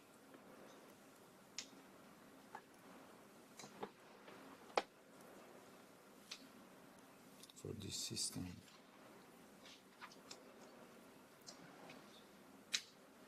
So we have V in at the input, and then we get a negative feedback. I call this point as the error function, and then here as the V out. Definitely all of these are frequency dependent. Okay. Then we call the GS our open loop gain, and we call HS our loop gain. Okay. And then if we write down, then we can say that the V out of S actually equals to GS multiplied by ES, and ES is the error, I mean the difference between the input and the feedback signal. And then if I replace the ES from its value, which is equals to V in S minus V out S HS, I mean what we've done here in the adder, then we can say that the V out divided by V in, which is the transfer function of the closed loop system, equals to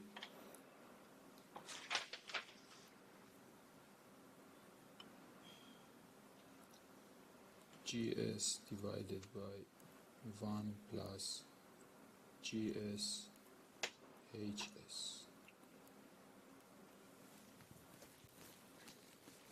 So this is the transfer function of the closed loop system with a negative feedback. So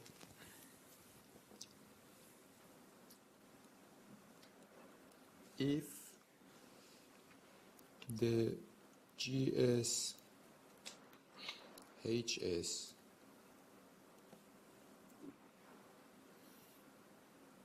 is much higher than 1, then we can say that the gain, or the AV, I don't know, you can call it this, as a V out divided by V in equals to almost 1 over HS. Okay, I mean this term is much higher than 1, then I can just replace that one and 1 over HS. And if GS HS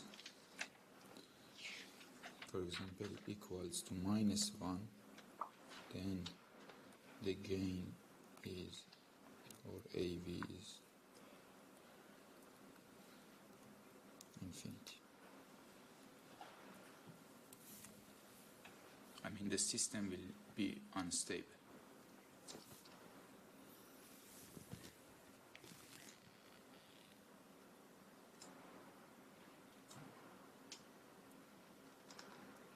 If I just write down the S-plane,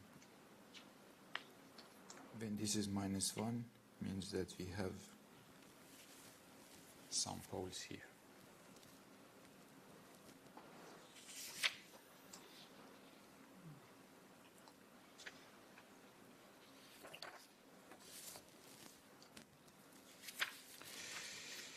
Okay, I have one example for this. Assume that, example, I want to show something to you with this example. Assume that we have a GS equal to 3 divided by S plus 1, S plus 2. So it is a third order field system. It has one pole on the y-axis and then 2 poles in the negative side. So it has the possibility to be unstable. Okay. So if we apply a feedback and then the feedback is just a unity, I mean if our HS is 1, okay, like a unity gain that we checked with the op amp. Just connect the output to the input, the negative input of the op amp. Then we can say that our transfer function, or AV, of S equals to 3 divided by S, S plus 1, S plus 2, divided by 1 plus 3 divided S, S plus 1, S plus 2. Okay. Which equals to 3 divided by S, S plus 1, S plus 2, plus 3. Okay. So the original poles of this system, original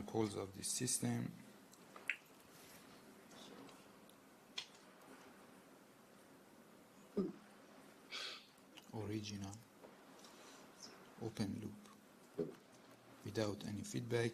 We have one pole here, we have one pole here, and we have one pole here. Okay. This is -2, this is -1, and this is 0. Alright, this is S-plane.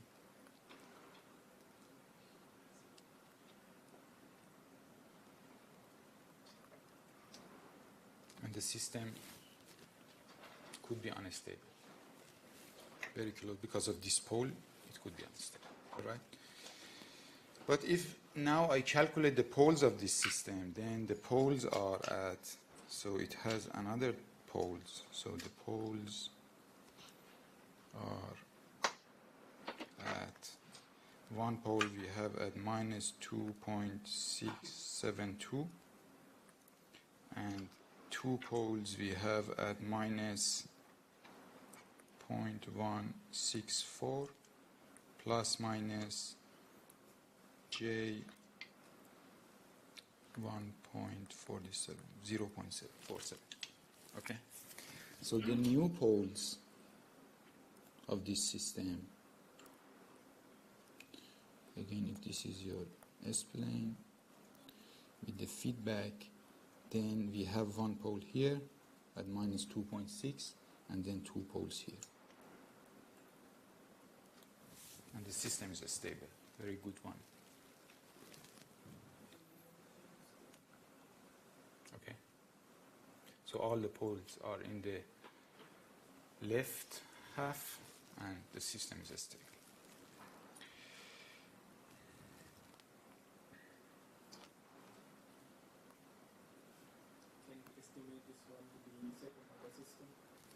This is a third order actually.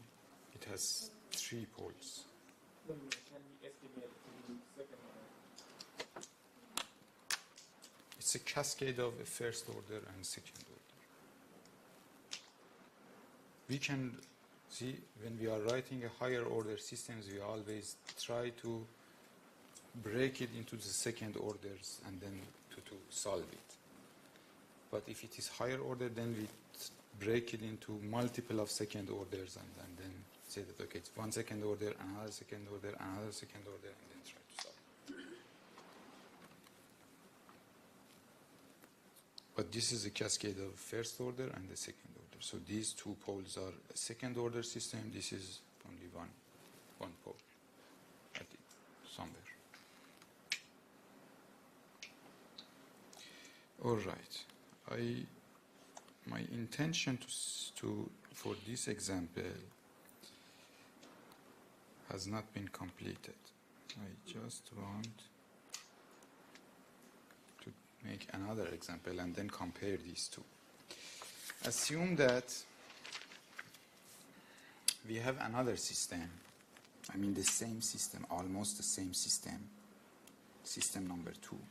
And then the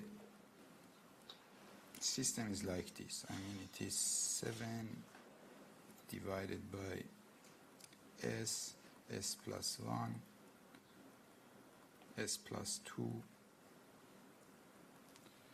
and then again we apply a feedback as hs.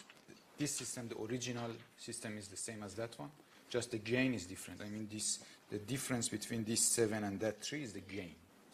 So the gain of the systems are different, but they have the same pole at the same positions, okay? And they could be unstable because of this s. If we write down the closed loop function for this, then we see that then AV equals to 7 divided by s plus 1, s plus 2, plus 7. And then if we found the poles for this, poles are at, so it has one pole at minus 3.087 and 2 poles at 0.043 plus minus J1505. I mean, if we draw this, then we have one pole here at minus 3 and then 2 poles here. I mean, I apply a negative feedback, but I change my system unstable. So it does not mean that if we do a feedback, if we apply a negative feedback, always we can try to control our system to a stable position. And another thing that we can conclude from here is that when our open loop gain is higher, then the probability that we are going to be unstable is higher. Something that maybe at the first glance seems a little bit weird, but it means that if your amplifier, your op amp, has a higher gain, open loop gain, for example, open loop gain of amplifier, I don't know, it's 100 dB, and another amplifier is 80 dB. So if the gain of an amplifier is 100 dB, it means that the probability that your circuit is going to be unstable is higher with that one.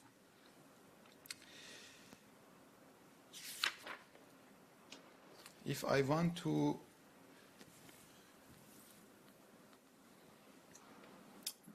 again go back to the second order system, assume that the TS or transfer function of a second order filter system as a low pass, actually a low pass filter. I just write for the low pass and then for the rest it's the same, almost the same analysis. 2 zeta omega n s omega n squared. So for this system, this is this second order system. This is what we covered before. I draw this. If we have, so this is the S-plane. If we have in the S-plane, we have two poles here. For example, minus sigma 1 and minus sigma 2. Then we call this system overdamp.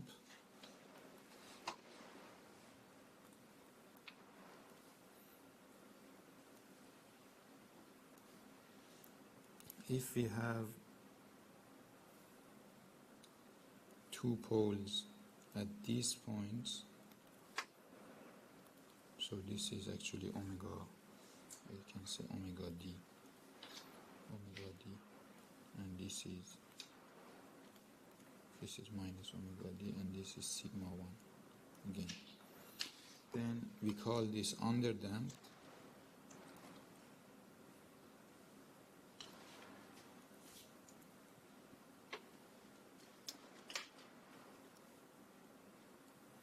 If we have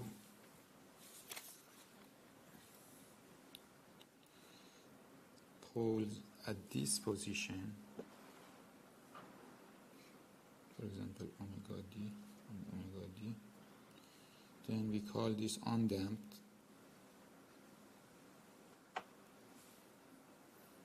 And if we have two poles at here,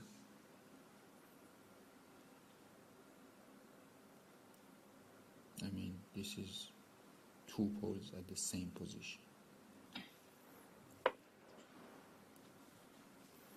then I can say that this is critically damped.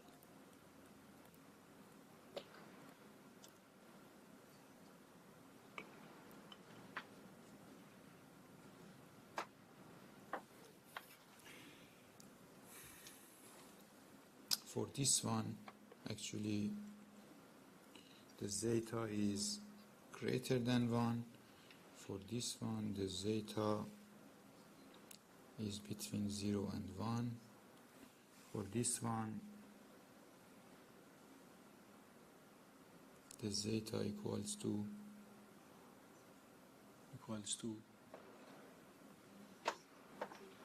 0. And then for this one,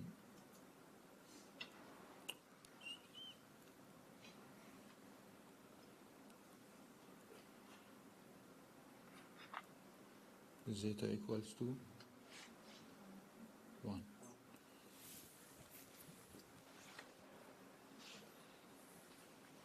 And if we have the poles on the other side of the axis, it's unstable, totally unstable. These are the situations that we can have as a stable system. So if we apply a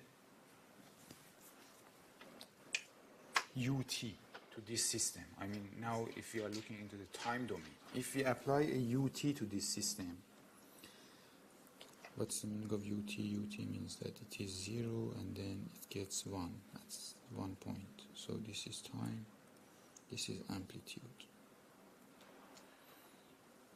So at t equal to t naught, we are moving to 1. Okay. So if we apply this and then we are looking at the output of this system, the output of this system is yt, I write it here because I need this space. It's yt equals to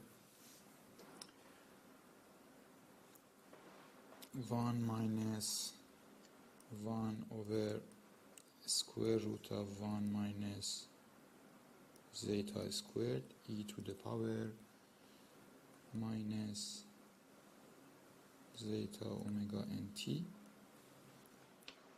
cosine omega n square root of 1 minus zeta squared minus phi, and then the phi also equals to minus 1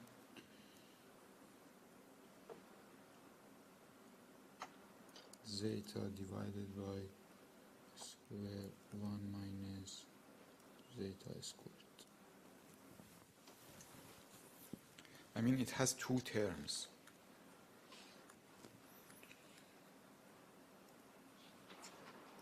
One sinus, one exponential. One of them is going to get damped, one of them is going to get oscillate. And then these situations, actually in the time domain, based on which of these coefficients are dominant, then we have these situations. For example, if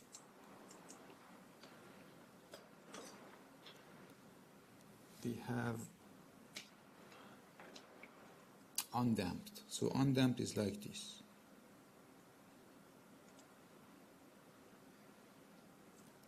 It's oscillating.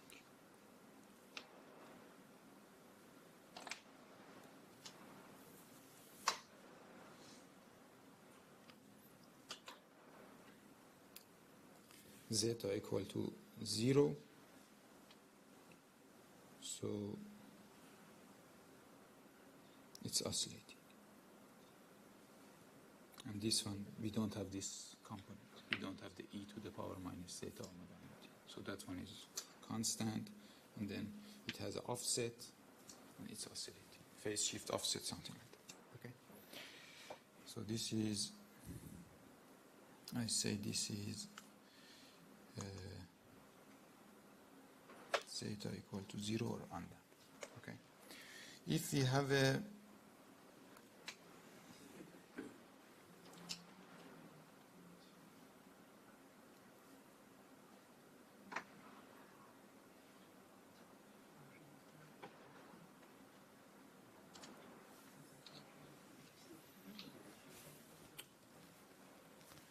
response like this, then we call this underdamped. I mean the second situation, this one.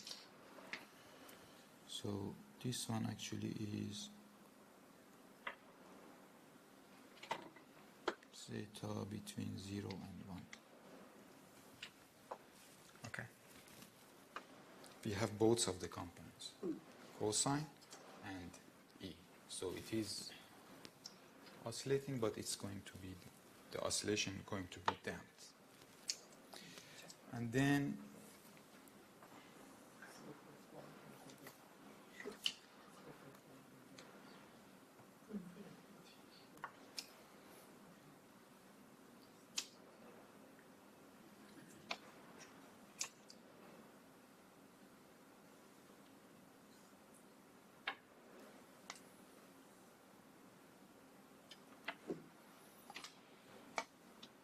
so this one I can say that this is not here.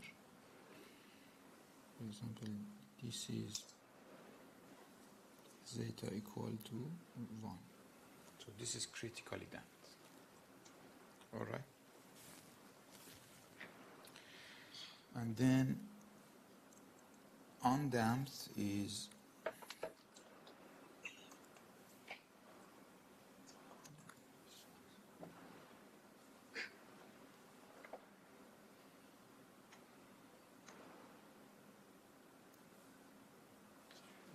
so this is actually undamped.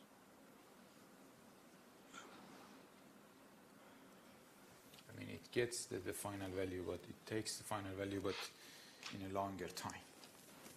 All right. Then based on these, we are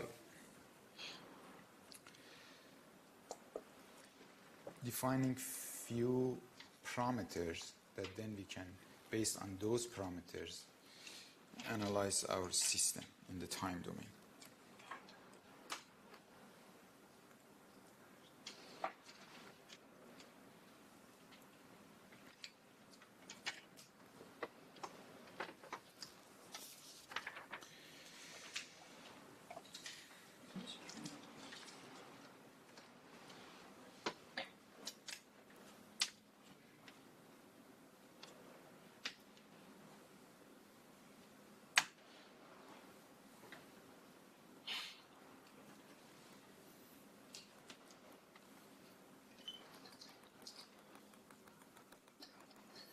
So I say that this is the y of final.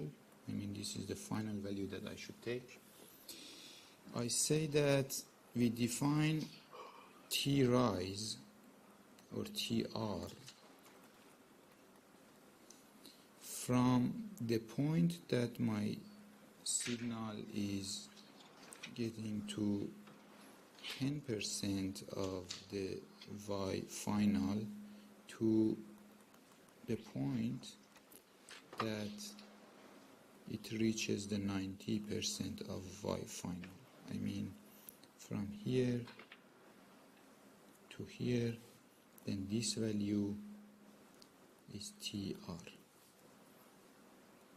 10% to 90% of y final.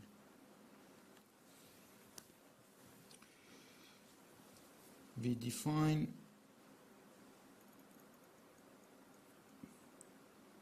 y overshoot, the maximum value that we take, the difference between the maximum value that we achieve minus the y final. So this is the peak. I mean, this is the peak. And actually we have another t of peak. I mean the point that the yt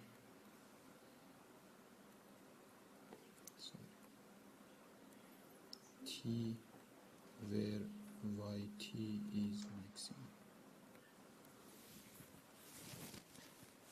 Okay.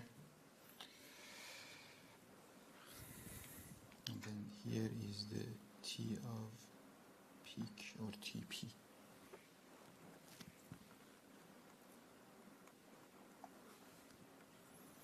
And then we define the y overshoot equals to y at y of t peak minus the y final.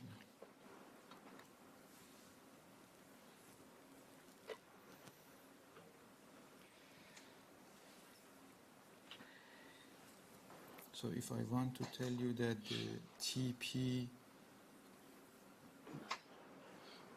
equals to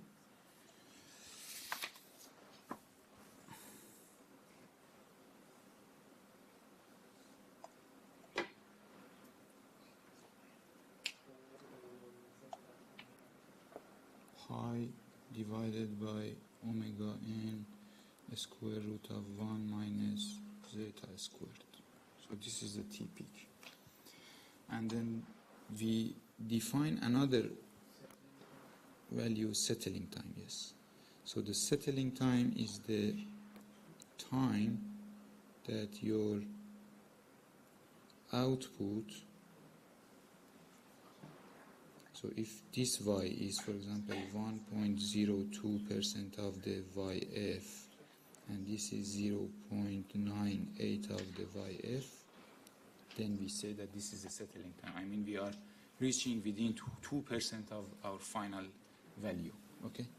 So then this one, I mean this time, I call it Ts, and then the Ts, and then the Ts equals to 4 divided by zeta omega n. And then the y overshoot divided by y final percent also, I mean the percentage of that, equals to e to the power minus pi zeta 1 minus zeta squared.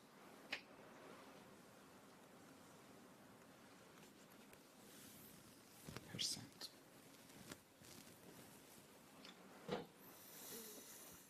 So these are the parameters that we are interested in analysis of a system.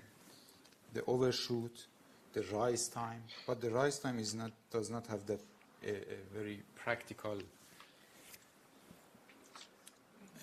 equation. We can say that the rise time TR equals to 0.35 of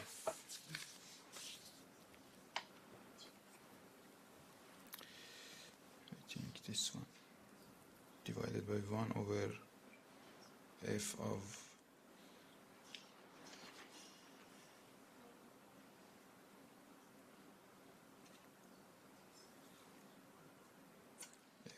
of C in frequency domain. I mean, this is the relation between the time domain and frequency domain.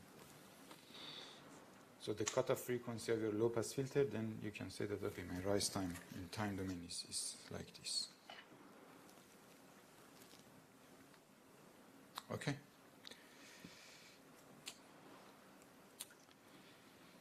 Then, all right, these are what we already said, the rise time, the settling time, and the overshoot. And then the relations between the time and the frequency. For example, this is one example. I mean, what we get in the frequency domain, then what's the effect on the time domain? And it means that, for example, if the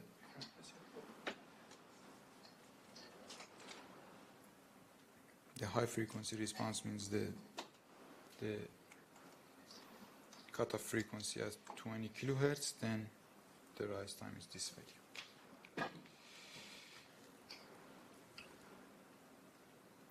All right. Amplifiers. Op amps, we can say that we have two types of op amps. One is that we usually use is the voltage feedback. So the voltage feedback op amp, the internal structure is like this, that we have the two inputs, plus and minus, okay? And then the voltage difference between these two inputs, then we say that the output is the A naught multiplied by that. And this A naught is frequency dependent. I mean, it's not a constant value. It's a frequency dependent. And then we also assume that we have a output resistance. The value for the output resistance is in the order of tens of ohm for most of the op amps. And then this gain at the DC, I mean A naught when S equal to 0, it's in the order of 80 to 200 dB. Depends on the op amps, which is a very big number. Here it's mentioned 80 to 100, but we have op amp up to 200 dB open loop gain.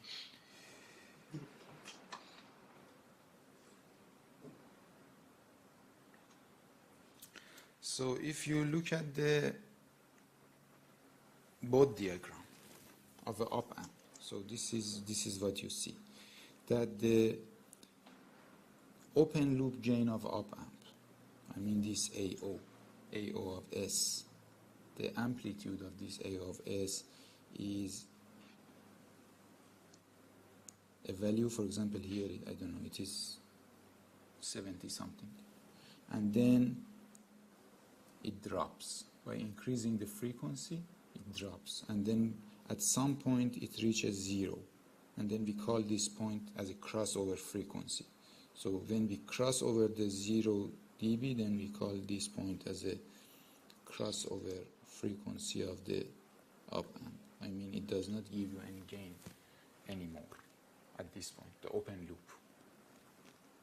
If you apply a signal, for example, at 500 megahertz to this op amp, open loop, no feedback, then there is no gain for the output. And actually this is a very good one. This is a good op amp, 8818. So you can see that the crossover frequency is order of 100 megahertz. It's a very good one. So you can use it for most of the IF applications. By increasing the frequency, so we have a gain bandwidth product, which means that if in the closed loop you take a gain out of a op amp,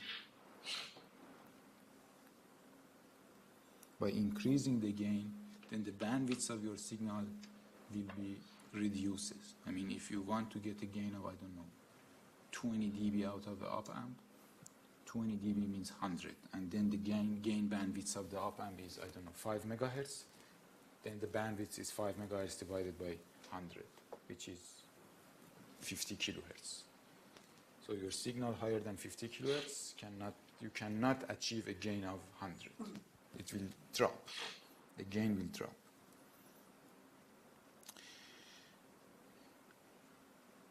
Okay, I want to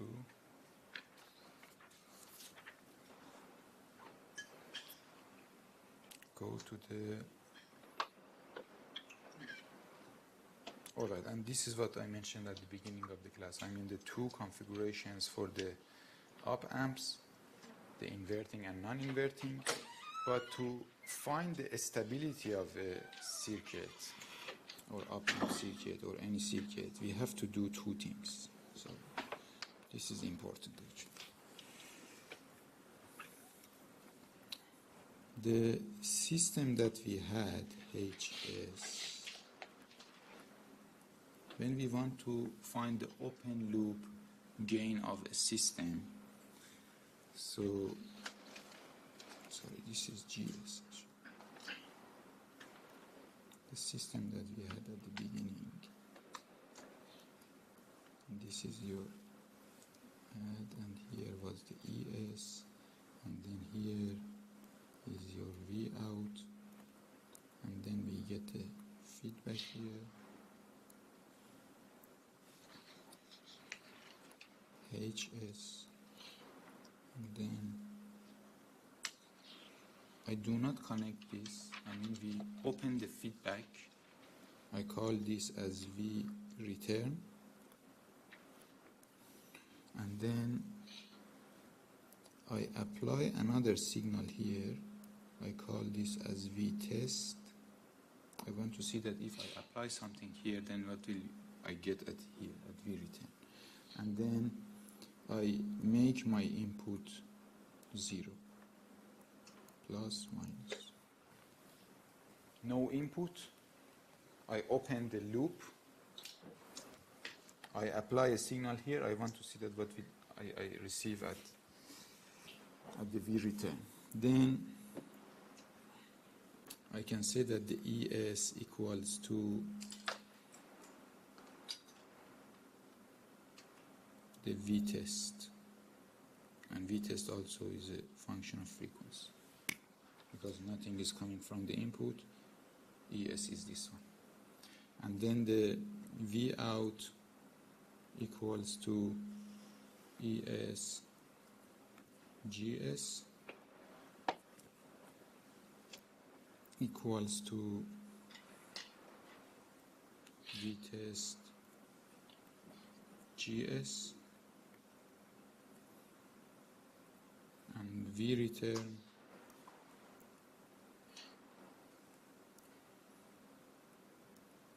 which is also a function of frequency equals to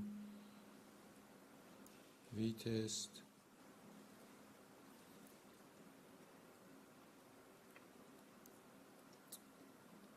HS GS. So I can say that the V return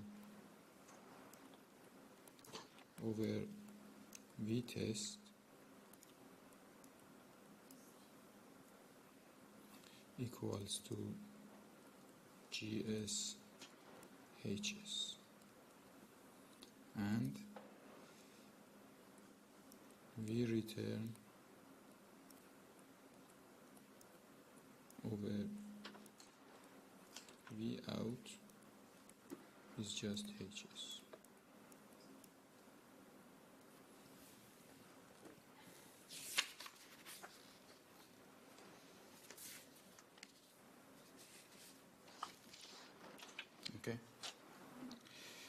All right. If we have a simple op amp, like this structure, for example, this structure, if I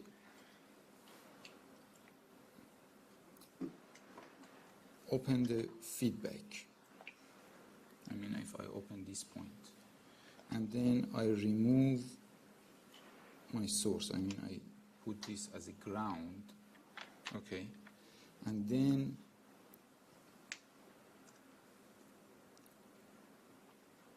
apply a V-test here,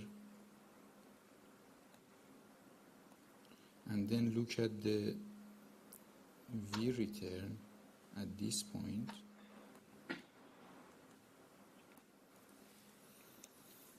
then I can say that the gain from the output to the inverting input is 1 over 1 plus K. You can draw the circuit and find this easily based on what I just draw for HS and GS.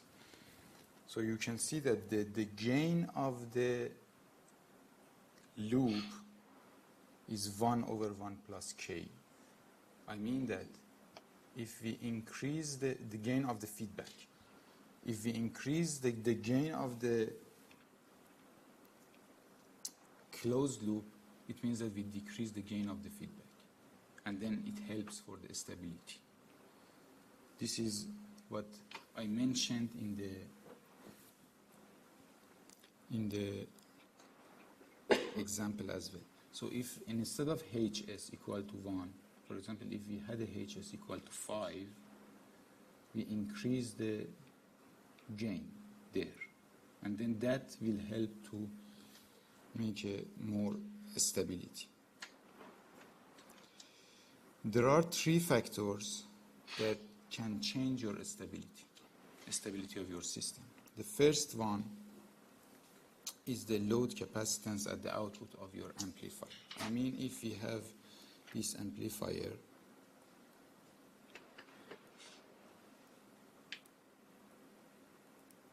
minus, plus, if I apply this, again plus, minus, V in, and then R,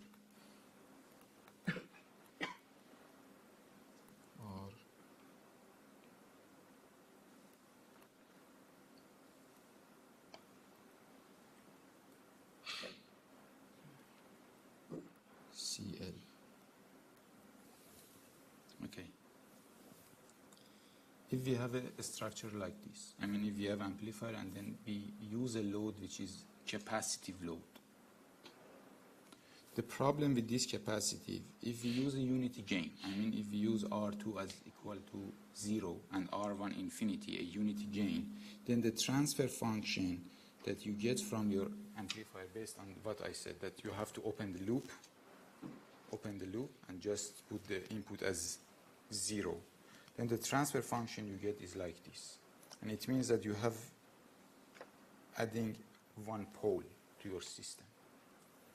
This pole actually is based on this capacitor and based on the output impedance of your op amp, which I said that it's in the order of tens of ohm. Okay?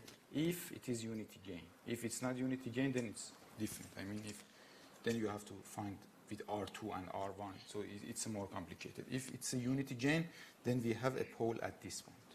What does it mean? It means that, actually I don't want to go into the control, but just to tell you that what will happen if we look at, if we have a second order system and we have a pole here and another pole here, okay, original system. If we look at the root Lucas, I don't know if you are familiar with root Lucas or not, but when we are looking into root Lucas, we are moving from a pole to a 0.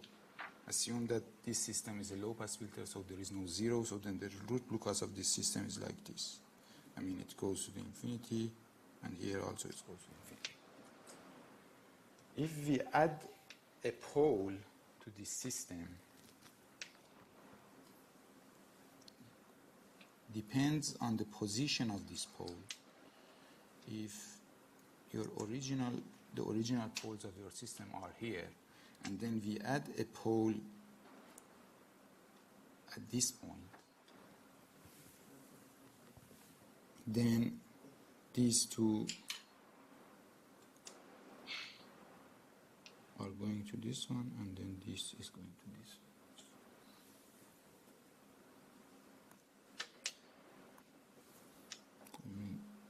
We have this and these two. What does it mean? It means that our gain margin is just like this. And we are going to be simply unstable. If this pole is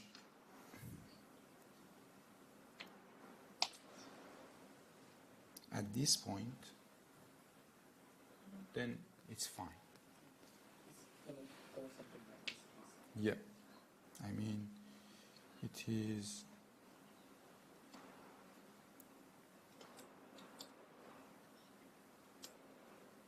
I think it's like this. It will be like this.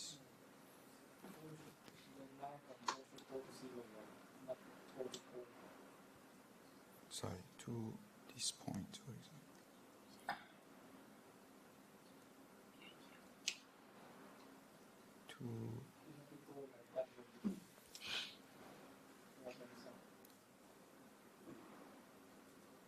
I think it's like this, yes. We don't have 0.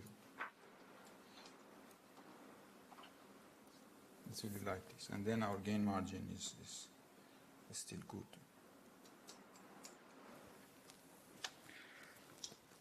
So, depends on the value of the C, we can make our system unstable, or we can, I mean, it does not have that much effect on our system, the value of the C. What that mean? It means that,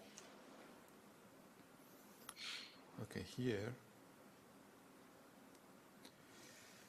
for example, based on the values of the capacitor, then if the R out of our system is 30 ohm, for example, for this op amp,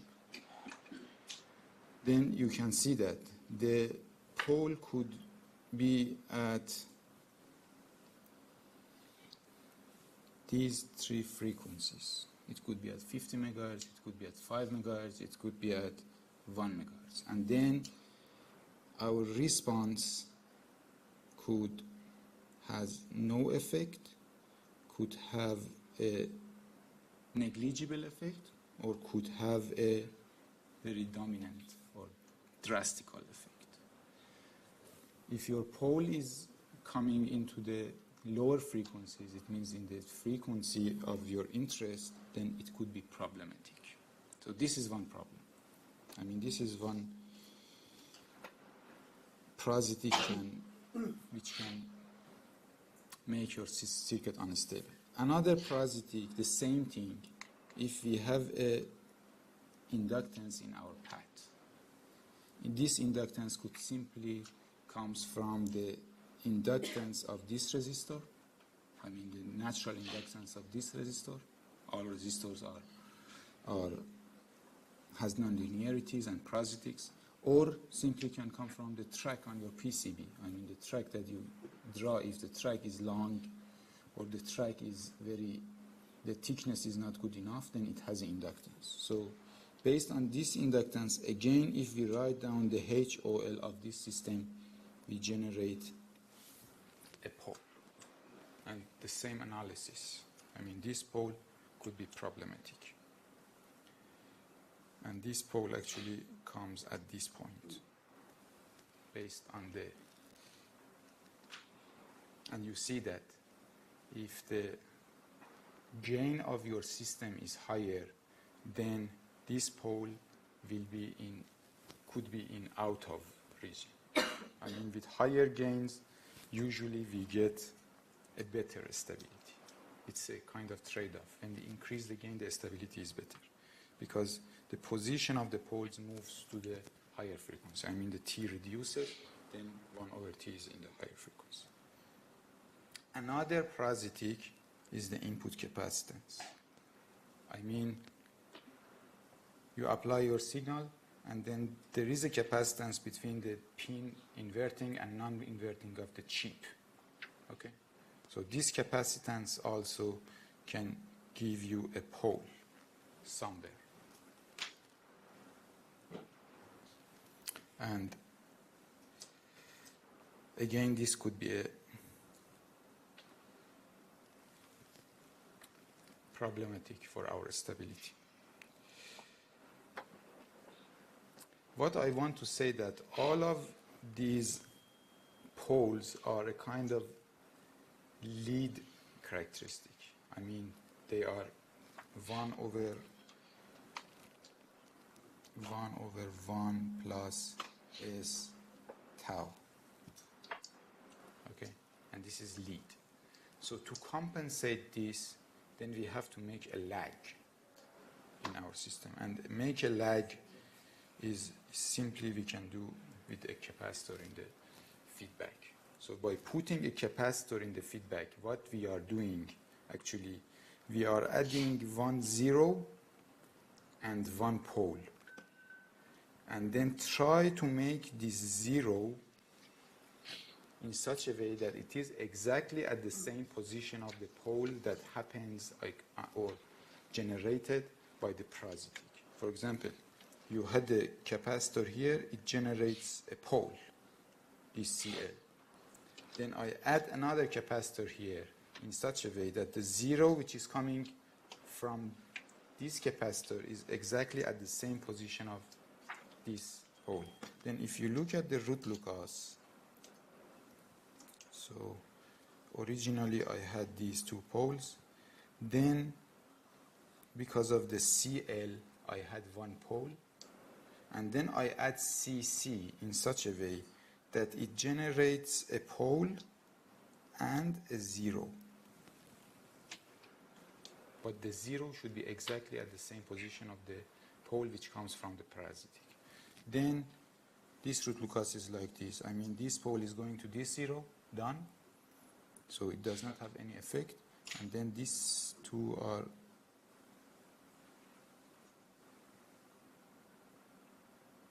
excuse me.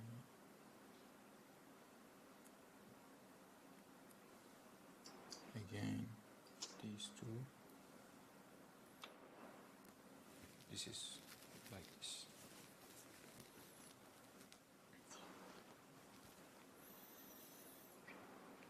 But you should make sure that this pole, which is generated by the compensation component, be somewhere out of our interest, band of interest.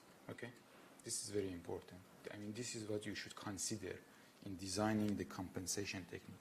When we are using this, you should be very careful that the pole which is generated by this component is not, again, inside. An example is like this, that we have a op amp and we have a 200 picofarad load. So if the output resistance of the op amp is 8 ohm, with 200 picofarad we will have a pole at 100 megahertz. I mean, the tau is 1 over 1.6 nanosecond, and then it will be at 100 megahertz. Then if we add a 1.6 picofarad capacitance, a very small capacitance in the feedback loop, then it gives us a 0 exactly at this point, and then it gives us another pole at 200 megahertz. I mean, it moves the unwanted pole at 100 megahertz to 200 megahertz, which is totally out of the region of interest, because the gain bandwidth of this amplifier we saw in the first slide, it is 100 megahertz, so it is out of the band. I will review this next week. If there are some problems, we can do a fast quiz and then we can go. I'm sorry that we started a bit late. I'm happy that I could finish it.